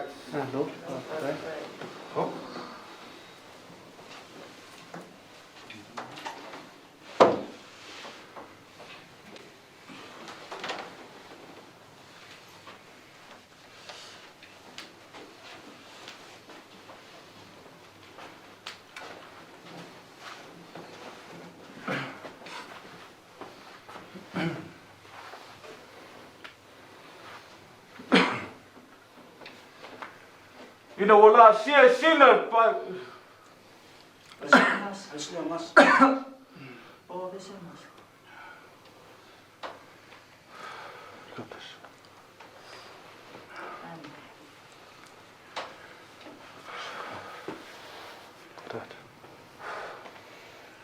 Ina wala sia sina pa. O tui manua. Vai mai a sira limba. Pe la vai. Ona fa tu lo lea. Tu lo lava pa ia sau ningo. Le fionga pa kele. O Leslie Thompson. O susunga i fai ngai mo fare kua. O lo sira mai mo mai lunga zoom. Le lupe Fialelei ai nga lua. Al mamaru lea. O pa ia la inga. Sa ngoi vao mala kau kama. Le mamaru le ngoma kua. Ko fo ia sa kar vao. Sa karava. Male fo yala. Ai ale susur swafos. Fuo fau. Me makua fa pe ka fala yuka. Ol pa ia lea wala la maf. Malao ko ngofa kura fale. Marka wanga ese ya fara ali. Ele fama lo inga ka ai mai Samoa.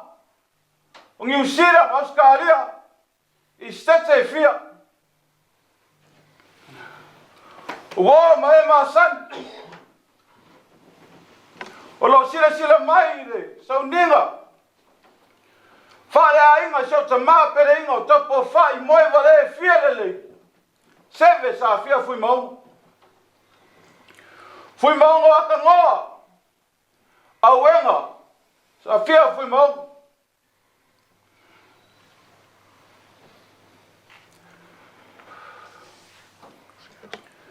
Iwan tato so tai awala amingo le tua.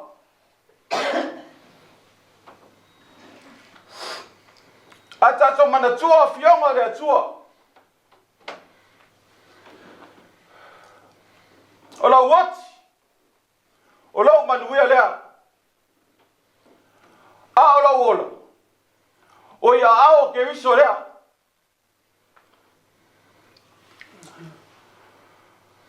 A le la uma. Fa amuia Yesu na whairunga ni maunga. Amuia e whanoa noa. A wai wha ma whana I lato. Peo na yel pou. Ia e lewa. Ma e na.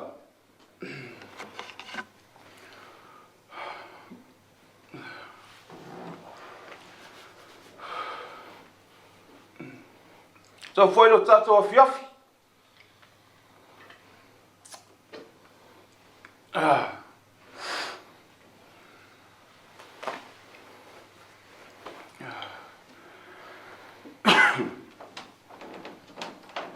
Ia.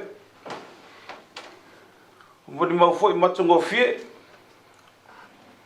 Está tu aí?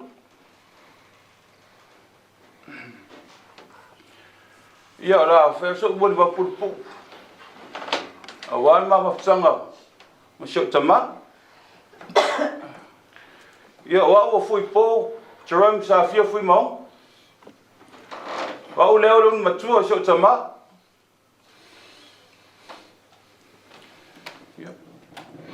Masuk tina leo savina.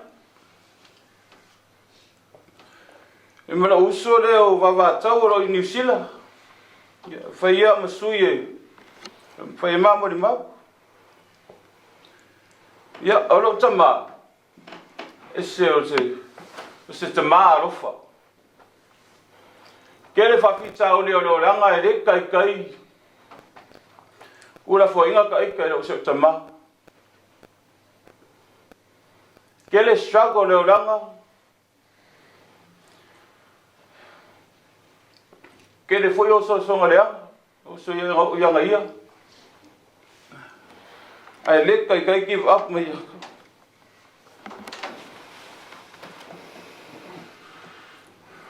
Lo wo langa New Zealand so me amakanga so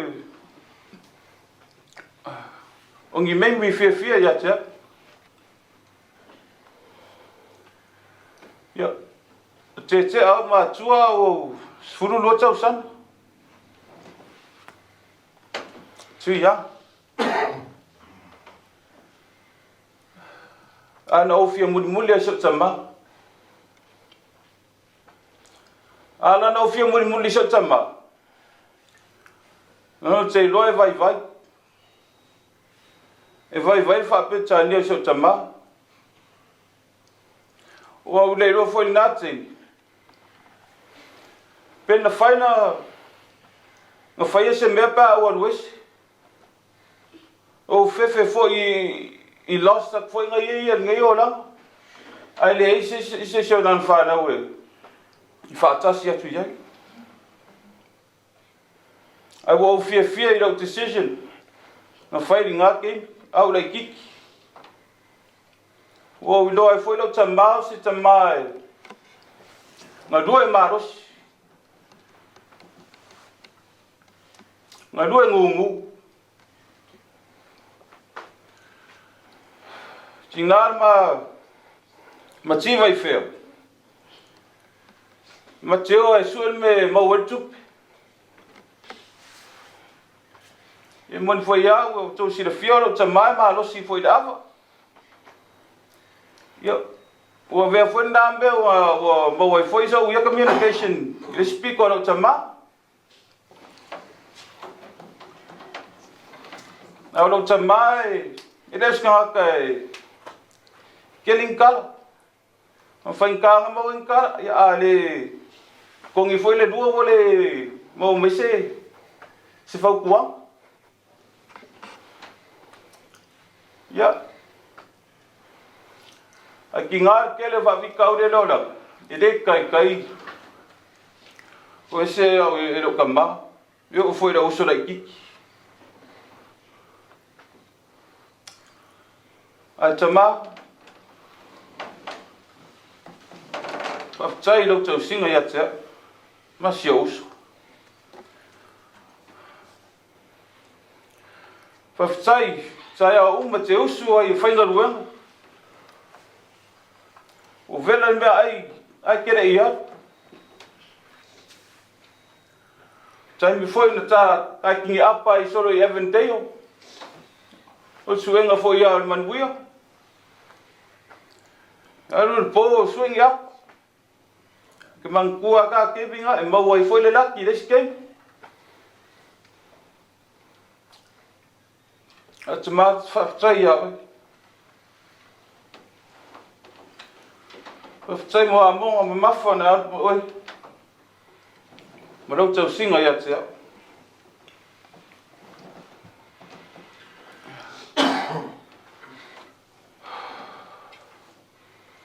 He was a great grandfather, best grandfather any grandchildren could have. Oh, vai maka yo whāngau. On ka making a kausi le mai. O i le mai me la ko grandpa. O te whaftai la mano o usio ta majo whānau.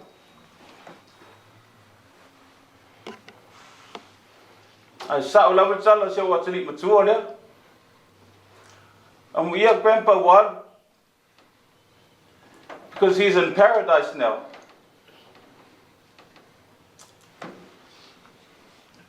Saturday. Yep.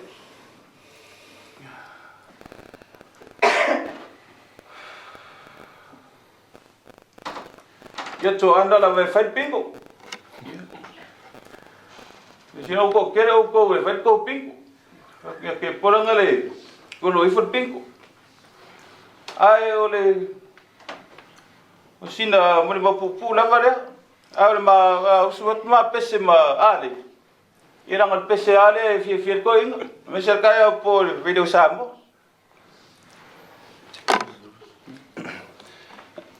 Three, two, one. O te leilo ina le matui tui tinga Tinga le alofa na te sae lua ina O te leilo ina le alofa e angangata Ana le se anua oe o te leiloa Mwira malanga Ted Uia la valu mala. E mau so mo fo mau no la.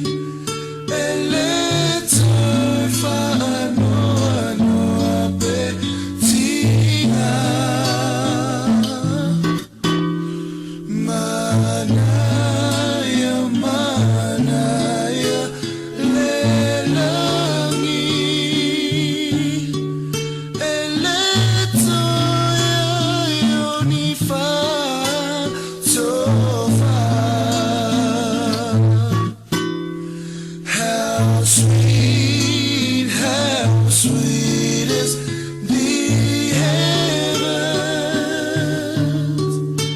Leave all of your cares behind. How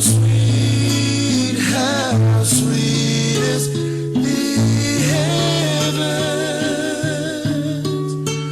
There'll be no more tears to cry.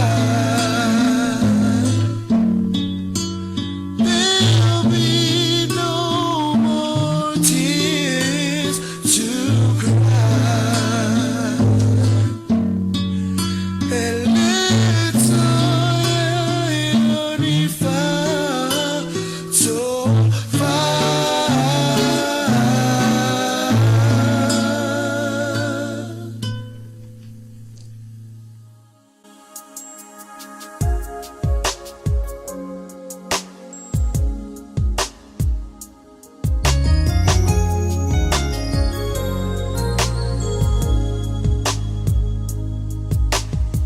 Sa e aoa I mawhaatonu ia te au I lo tamaititi.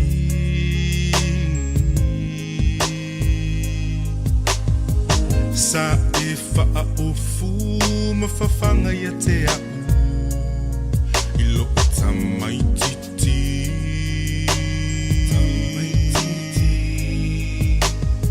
Ele I fo I lau sasa Ile I vai lau tautala Na e tau mo ita O na olua lofa ua maua Ia uona o oe ulo tamaha O te alofa ia te oe lo tamaha O lo o ia te nei Lo leo maho folinga Tau a veina o e lo utama Ua o te pua e malo utino malo si Ua o a o ngā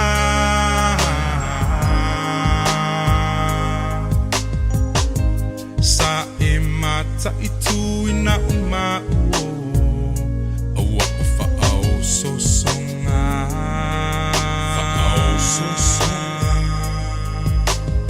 Na e oa ia Ia lofa I so o se tangata Ua o matua nei O te leto e te a e se lava Ia uona o oe o lo tamaha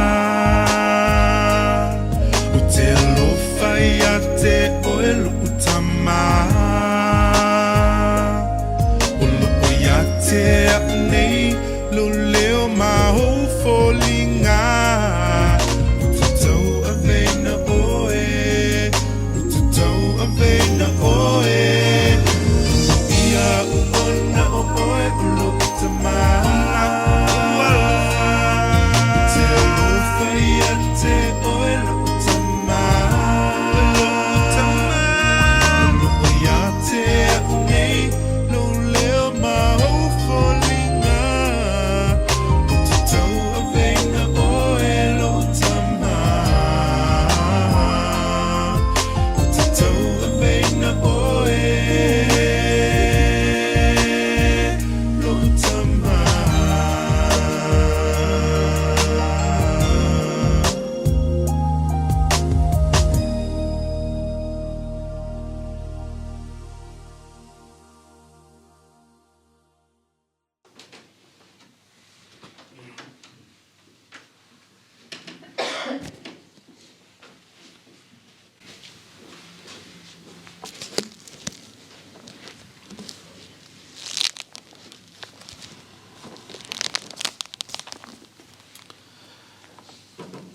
Ia moli lava le nganga whawhetai, le nganga whamalo. I le nei pō, ma le nei fo I tūlai moli mau. Ma malu ma le tāua. na momoli le au fai ngā luenga ia mai se a inga poto wo mai masan tawa lunga ila i o tātou moli mau le nei po i le moli mau o le atali tātou te whawhitai ai la i le atua i le nei awa noa mātango fie o mawai se awa noa tātou te mulu lima whātasi ai ia mai se foi tātou te talu whātasi ai e toe whamanatu ai le pese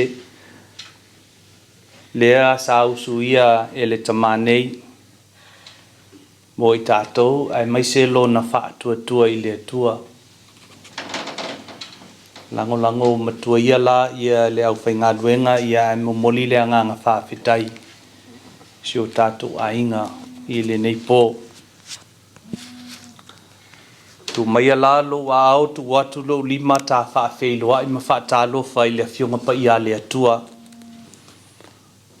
o le nei po o le a maua mai ai se upu mai le fionga pa ia le atua mai le tusi po le evangelia a matayo lo na matau po e lima a mata le fai tau le fai upu mua se ia fa ngata mai le sefulu ma le lua o le matua o la tātou whaitaunga a muia e whaanoa noa. Whaafonga le au whaitawina. Ua sila atu Yesu i le motu o tangata o na maliwane ai lea o ia i le maunga.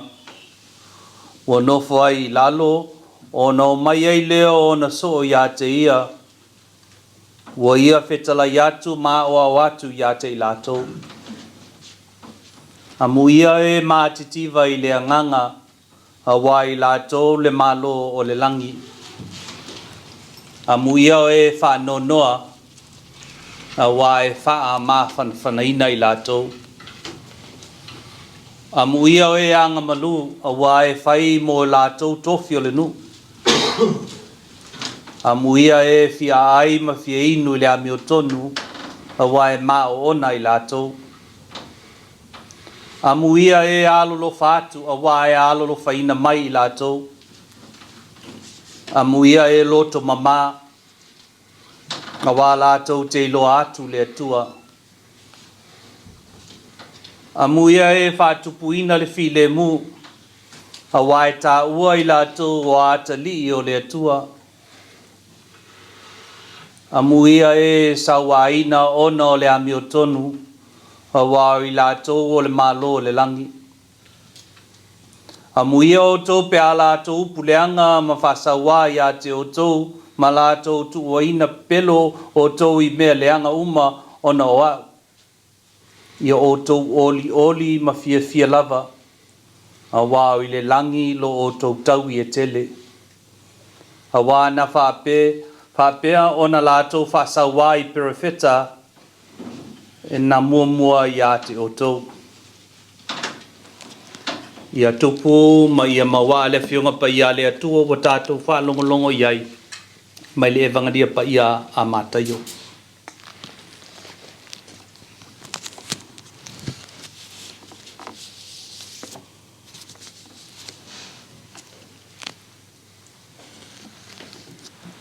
I le pa ia ma le mamalu i le taulanga ma le mea alofa le atua.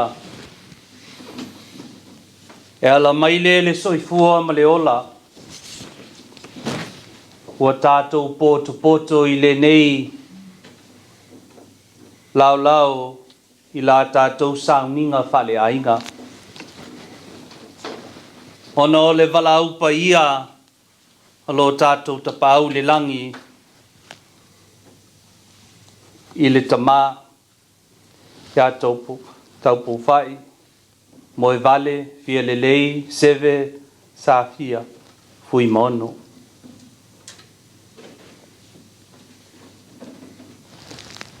Le paia le nofo alo whavauvau. Ia oe te Rome, ma wavatau. Whapea uso matua whawhine. Le ainga na lua whanonoa o le pa ia lava lea ia salani whale alili. Ta lolo ia la le viinga o le atua i le langolong matua o pa ia o ta o tonga o ia sa ia. Nau whai ngā luenga tutofia le atua o le whioi o le tala le lei. O le taea o le atunu o manino i nā o mamalama foi i nei tu launa le taea o. O le taea o sili o le aso le nei wa tātou pisila whai ai i le langi e mama. O pa ia o Samoa o umo na vaivaina, awa o pa ia e le mawhaia e se tasi o na toe suia. Tauina o taia le vai awhei i le lasi o tau sāma whai ngā. Mā whea foi lape o upu, ina nei sala le nganga i sau o tau whaafafonga o le tulou lea. Whai mai le muanga nganga e ngase le ngalo i pāau. Whai mai le tala le tusi, au nguas Israelu e sisi le whaamalama i le tae au, whaasanga Risalema o na tangi tala lea o na tangata. Ma o na avea ai lea o lo lātou tangi tui, ma se vaenga o tu o lo lātou whaitalo sanga.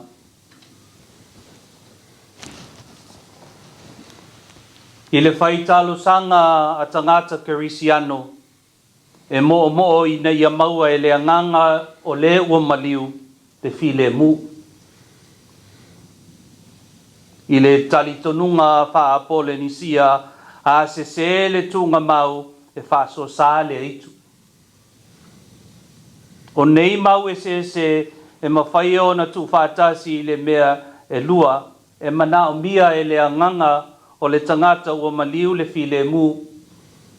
Ko le file mu e maua lea i le nu moni i le langi. O le tamai a Taupoufa'i, o se taulanga tātou te mōlia whātasi, ma le taulanga ola, ma le paia o lo tātou whaola i lunga o le kuluse. I Kalevalio, i le nei a whiawhi whale a inga, te taulanga i nā mata ngō fie. Taulanga i lona soifua, le taulanga i lana au nganga i tutono le ekalesia, i lana tū malana tautala, o lana amio e whaasiri ai lona whātutua, ma lona alofa, e pei ona tātou whaalongolongo ai i mōli mau o le neipo. Whai mai se whaupunga i le eise moni a Samoa, whapei e fo i le eise moni a Papalangi. O le moni a o le moni. Ma o le moni fo i le nei, le nā mō tangata uma, e leo se moni a au, po se moni a sisi. A o le moni ua wala au ai tātou, e le atua. I le anganga whātuatua e mita whae.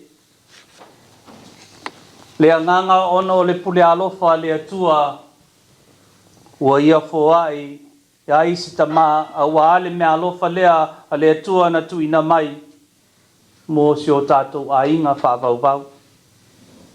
Whawhetai i le atua i lana pule whasoa. I le anganga whātuatua e taunu ai le upu whasamoa tau mai nā o le aunga o whala au e whatu ai le titi, ma sui ai le ula, a wala tātou taulanga mōlia, e ala lea i le soifua ma le ola o le tama. Ai le whai ngōwhie. Ai sea. Whai mai le tusi na malingi loi mata o lo tātou whaola i le maliu o la salo. A wāwaso whapene i e no ngā ai le mawhauwhau. E tui ai o tau le ainga e maise le nofo alo. E whaingo fio na sapi ona o le vale alofa. Ai a whai o le a oto mai nā o ute o whai ngā mea mō le tai au nei. E le te tau o na sapi, pe tutulu o tātou le whanau ma le ainga o le maliu, po o le walau pa ia le atua, mō se sa whai ma poutu o si o tātou ainga. O le atua alo whalea. Le nofo alo ma le ainga whawau o le tae au nei ua sila whai, sila ma ova ai fōringa o le atua ai sea. Awa o le atu o le aso le nei o le maliu o le sāpele i ate oto.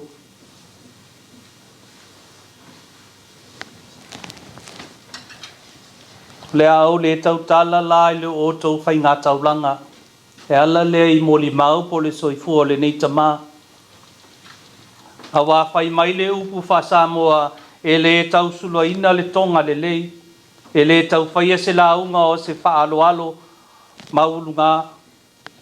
Ua ta ia mafuisfusia i loi mata ua malingi. E tau tala lava le wha alo alo ia i lona le lei ma lona mata ngō fie. Lea le soifua o le nei tamā pele ina. Pai mai le mau o le au mātutua i le sapi le matua alofa i lana whanau i luma o tangata. I le olea, e le ai sau mau, sau upu e whaia i so wanga waa po so to mai nā o lau wha manianga. Mai wha upu ina wha penei. Pai mai le upu e tau aso ma matalasi le alofa o le atua. E ala mai lea i lo na alo pele i lana tangi lungo le kuluse mo oe maa. Whapea le tamanei, le ua toi so ai le langi ma le lalulangi. A vela u te talo whaafetai ma la tātou te talo. Ma le wha moimoi o le a wha lava i le alofa ma le lango sua. Ma le au whai ngā luenga ma le ainga wha vau. Le nu o le tua, ia mu le taulanga o le tamā. A wase manuia o tō le ainga whanonoa, le kālesia, sa mo nei mātai au. Ia whaifo mai langi le whamaisenga, ma le whamanuianga le atua i le ainga mawhatia e maise i ate o tō le nofo alo. Uso matua whawhine.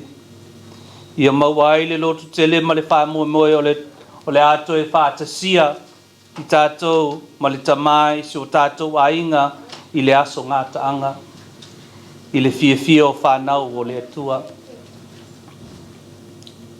Today we gather with sadness because we have been hit twice as a family in the call of God. When just a week ago we said farewell and bid farewell to a dear man who was dear to us. Safia Neta. And now today we say goodbye to Taupoufa'i. And how hard it is that it is not natural for us Samoans to celebrate with only 10 people. It is not natural for us as Samoans to celebrate on Zoom or online, for we are a people united as a family, and it is times like this that we come together. But amidst these challenging times, we come united as one, together with the reverend ministers and their wives. And I'm humbled to stand before you, to represent them and to represent all of us before God in giving thanks for the life of this man, who I hear with such love, his devotion to his God, to his church, to you, his family, and those encountered on the journey of life. And so let us celebrate his life. One of the hardest things that we deal with in life is death. And I'd like to, on this night, just to offer my sincere condolences to you, Jerome, and your brother, to your children.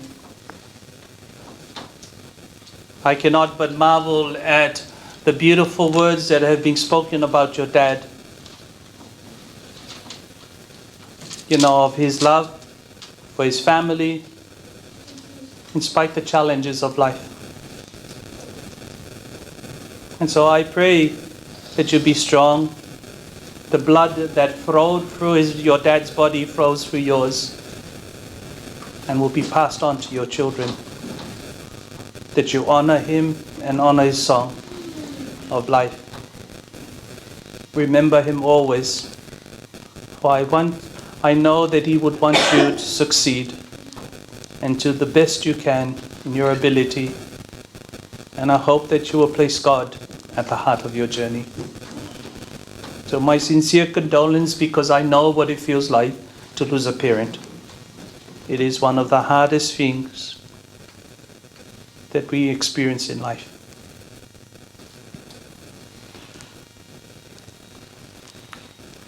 To the brothers and sisters, but in particular to Sani and to Fuimaono Mafa, who are here. You represent your family, you represent your brother. And I hope and pray on this day that God will continue to bless all of you brothers and sisters. You come from a family, that is proud, a family that is united. You come from a village, Salani Falealili, which is well known for its stance, even in the 3 bills that we have heard of the government. E mita pae ele anganga I le mea na mana vaina ia male mea alofa le atua. Le ala le nei po se po tātou te pati ai. Ia mamoli ai le anganga whaakitai awa o le tamanei, o le tama whanau, mai le nu tele ma le nu malosi o salangi whale a lili. A e tango e su e salangi whale a lili I lunga o le intangeki, oka le tele o mea o lo ta ua I le nei nu. Mua le lato sa vali whatu I ese I pili e tolu o le malo. I whati e fianga, ma mea uma e ta ua I le nei nu. Ia atonu o le nei po e mo I e se tapua inga o le nei whaife au ma le tama nei. Ia ae mawhai ona o pai atu I le awa ma le whaaloalo. Ia o le nei fo I whaife au e sau mai le nu o whale a lili. Atonu la lea ua tātou whale a lili fuai o patipatia. Ia le anganga ma le whaakitai I lumo le atua. Paula talu ia pai mai a o lofolo tātou matai. Awa o ia le mauai le wha amawhan whananga sili mo I tātou. Tātou tu u whaatasi o tātou lo I mata o le neipo. Ia ai mai se tu whaatasi o tātou manatu.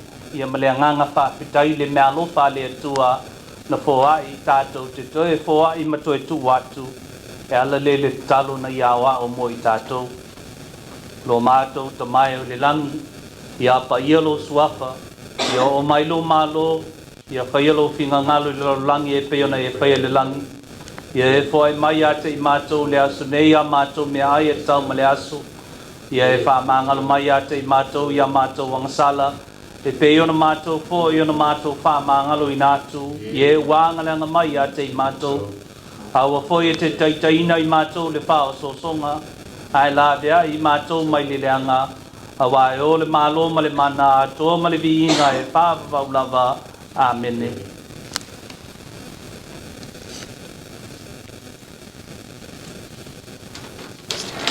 Ia, le ainga o le tua, ai le I whai ulia la tātou pō. Ma tā penga mo le aso atai au le whalau singa. Ia o le atua atu le awanoa. I se leo se o tātou a inga ona le foi e mata mai e leo whai ngā duenga ia maainga mai sa mua whapea tutuila ia whapea nusila ia whapea nāpo I le nei lau au o le nei ai o Australia.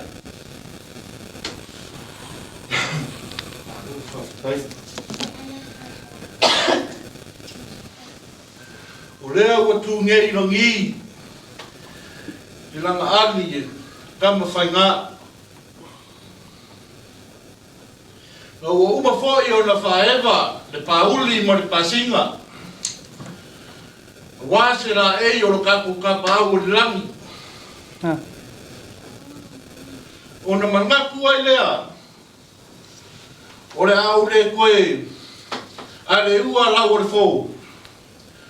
O lea ua whaka kua watu pa ia o le afiafi. Na, ia. Ai avea ia o lea whaka wa, ai whai mawhafonga kau mori mori. Pa ia o le ngei a inga. Fia o le afionga ia Fuimaono, ai maise pa ia o le mako a inga ngei. Whai masui. Mako ke wala au kwai man whaaloalo i lau fionga pa kele. A mae ale saunga ngei. O lea ua saungia le vai le vela. Ka kou ke mapu aku i ai ma wha umangi ka kou kala i le awa ma wha loaro. Ka tat. Ma lo wha whitai wa whai lava lo fonga ma fonga tau mo moli. O le tina ia mawha ia pa pena fo i sani. O le pa ia lava lea Fuimaono ia le pa ia fo i leo si o tātou batunu. Ia e maise si o tātou wa inga le nei. Aso e wha pena fo i lea tali ia Jerome ia ma le whanau. Wha malo wha whitai o le a tātou whaia wha pei. Wha pena ia ai pau o le talo ia. Wha mani pele atua ia i tātou umai le nei aso. Ia e maise ia le toe saunginga o le tamaa le aso atai au. Leo whai ngā le atua ia e maise ia le ainga o mai mō mai. Sa mua tutuila ma nua ia e maise fo ia nusila ia. Le ua o atu mapai atu le leo o le tātou ainga i le nei tū o le vai e muli o atu i le anganga wha whitai ma le anganga wha malo. Ia wha mali atu foi ona leo ua whai le wala au e wha hafe le nei whai whiau. I le mātou i puti le la whai ia. Whai i foi nā i le tō i puti a wā lela walo e tali tātou i le tū lea o le tātou a foi alo le nei po ai manuia lava o tō. Ma ua le aso atai au ia tātou to e wheilua i foi. Pa o le talo ia wha manuia mwhapa ia lo tātou matai pa umai la tātou talo. Le atolo mātou tamai le anganga wha whitai ma le anganga wha malo. I le nei po sa mātou poto wha le ainga. I loi mātou malingi ona o lau walau pa ia. Hai mātou te talo le atua i lau wha mnianga ma lau wha pa ianga. Ia i mātou lau wha nau. I le nei lalulangi ua mātou se soloai. O eo le atua le angalofo, o le atua le māmalama, o le atua le ola. O le atua e wha manuia ma wha pa ia mātou lau wha nau. Mātou te ti atu la mātou taulanga e ala le soifua le tamanei. Mātou talo lo mātou te pau le langi. I e taitaina atu lo nā nganga ua sa wha atua o ia i lo walo. Wha manuia ma wha pa ia tali le leia o ia. Ona o ana ngā luenga le lei na whaia i le nei lalulangi. O ni se mani e leo mātou te tangi atu i lau wha maanga longa. Ona o lo wātali i lea. Na papati soina o ia i le vai mata ele ai i le vai lea na whaali ma foa i lo mātou whaolo Iesu Keriso. Wha manuia le atua i le au whai ngā luenga malalato ngā luenga whai. Wha manuia ma whapa ia i a inga whawau ai maise le no foa alo. Ai maise fo uso matua whawhine le lato whai ngā taulanga. Le ala mātou te talo le atua i lau whamnianga ia i mātou. O taimi o toe le nei po mātou maua le malolo manuia i la e Mātou manawa le ea lau kālesia ma lau whamnianga ia i mātou te whātasi tae au i la mātou whamawenga ma le tamanei. O la mātou talo le alatu ia Iesu Keriso lo mātou wali. Amene. Ia whamanuia mai le atua e ona le malosi malawa ia i tātou uma i le suafo le tamama le alo ma le anganga pa ia. Amene. Iska fupesi.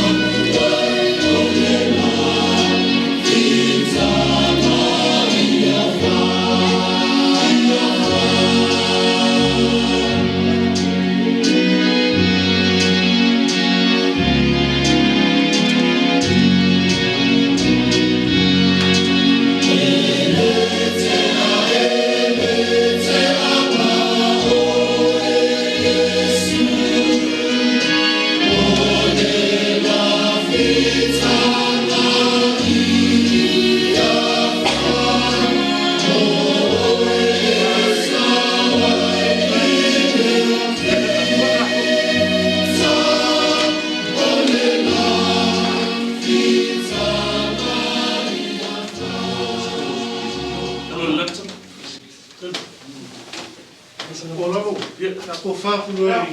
Ko ai na mai. Fuela, kali. Sura kayau. No faku. Ya. Love you so. Kena ala faku mai.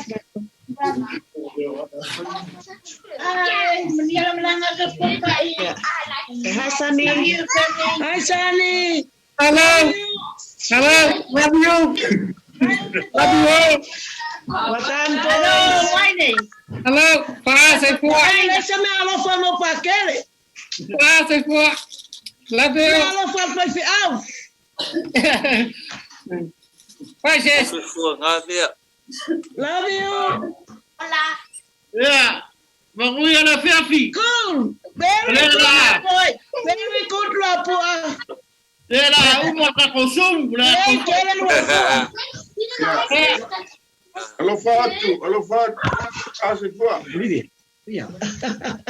Mama lulu ya kau leanga le. Mas ela faz amor. Olha ela. Thank you, Ella. Thank you for everything. Thank you. Lala ko fa yakule live kaya makamaka yo. I'll see you tomorrow. Let me see you tomorrow. See ya. Bye.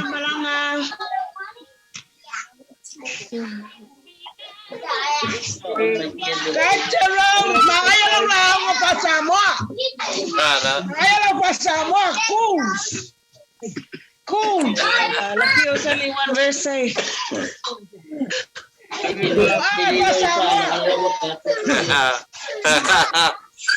Parang may pelo. Yeah. Vai falar se que eu curso para aquele.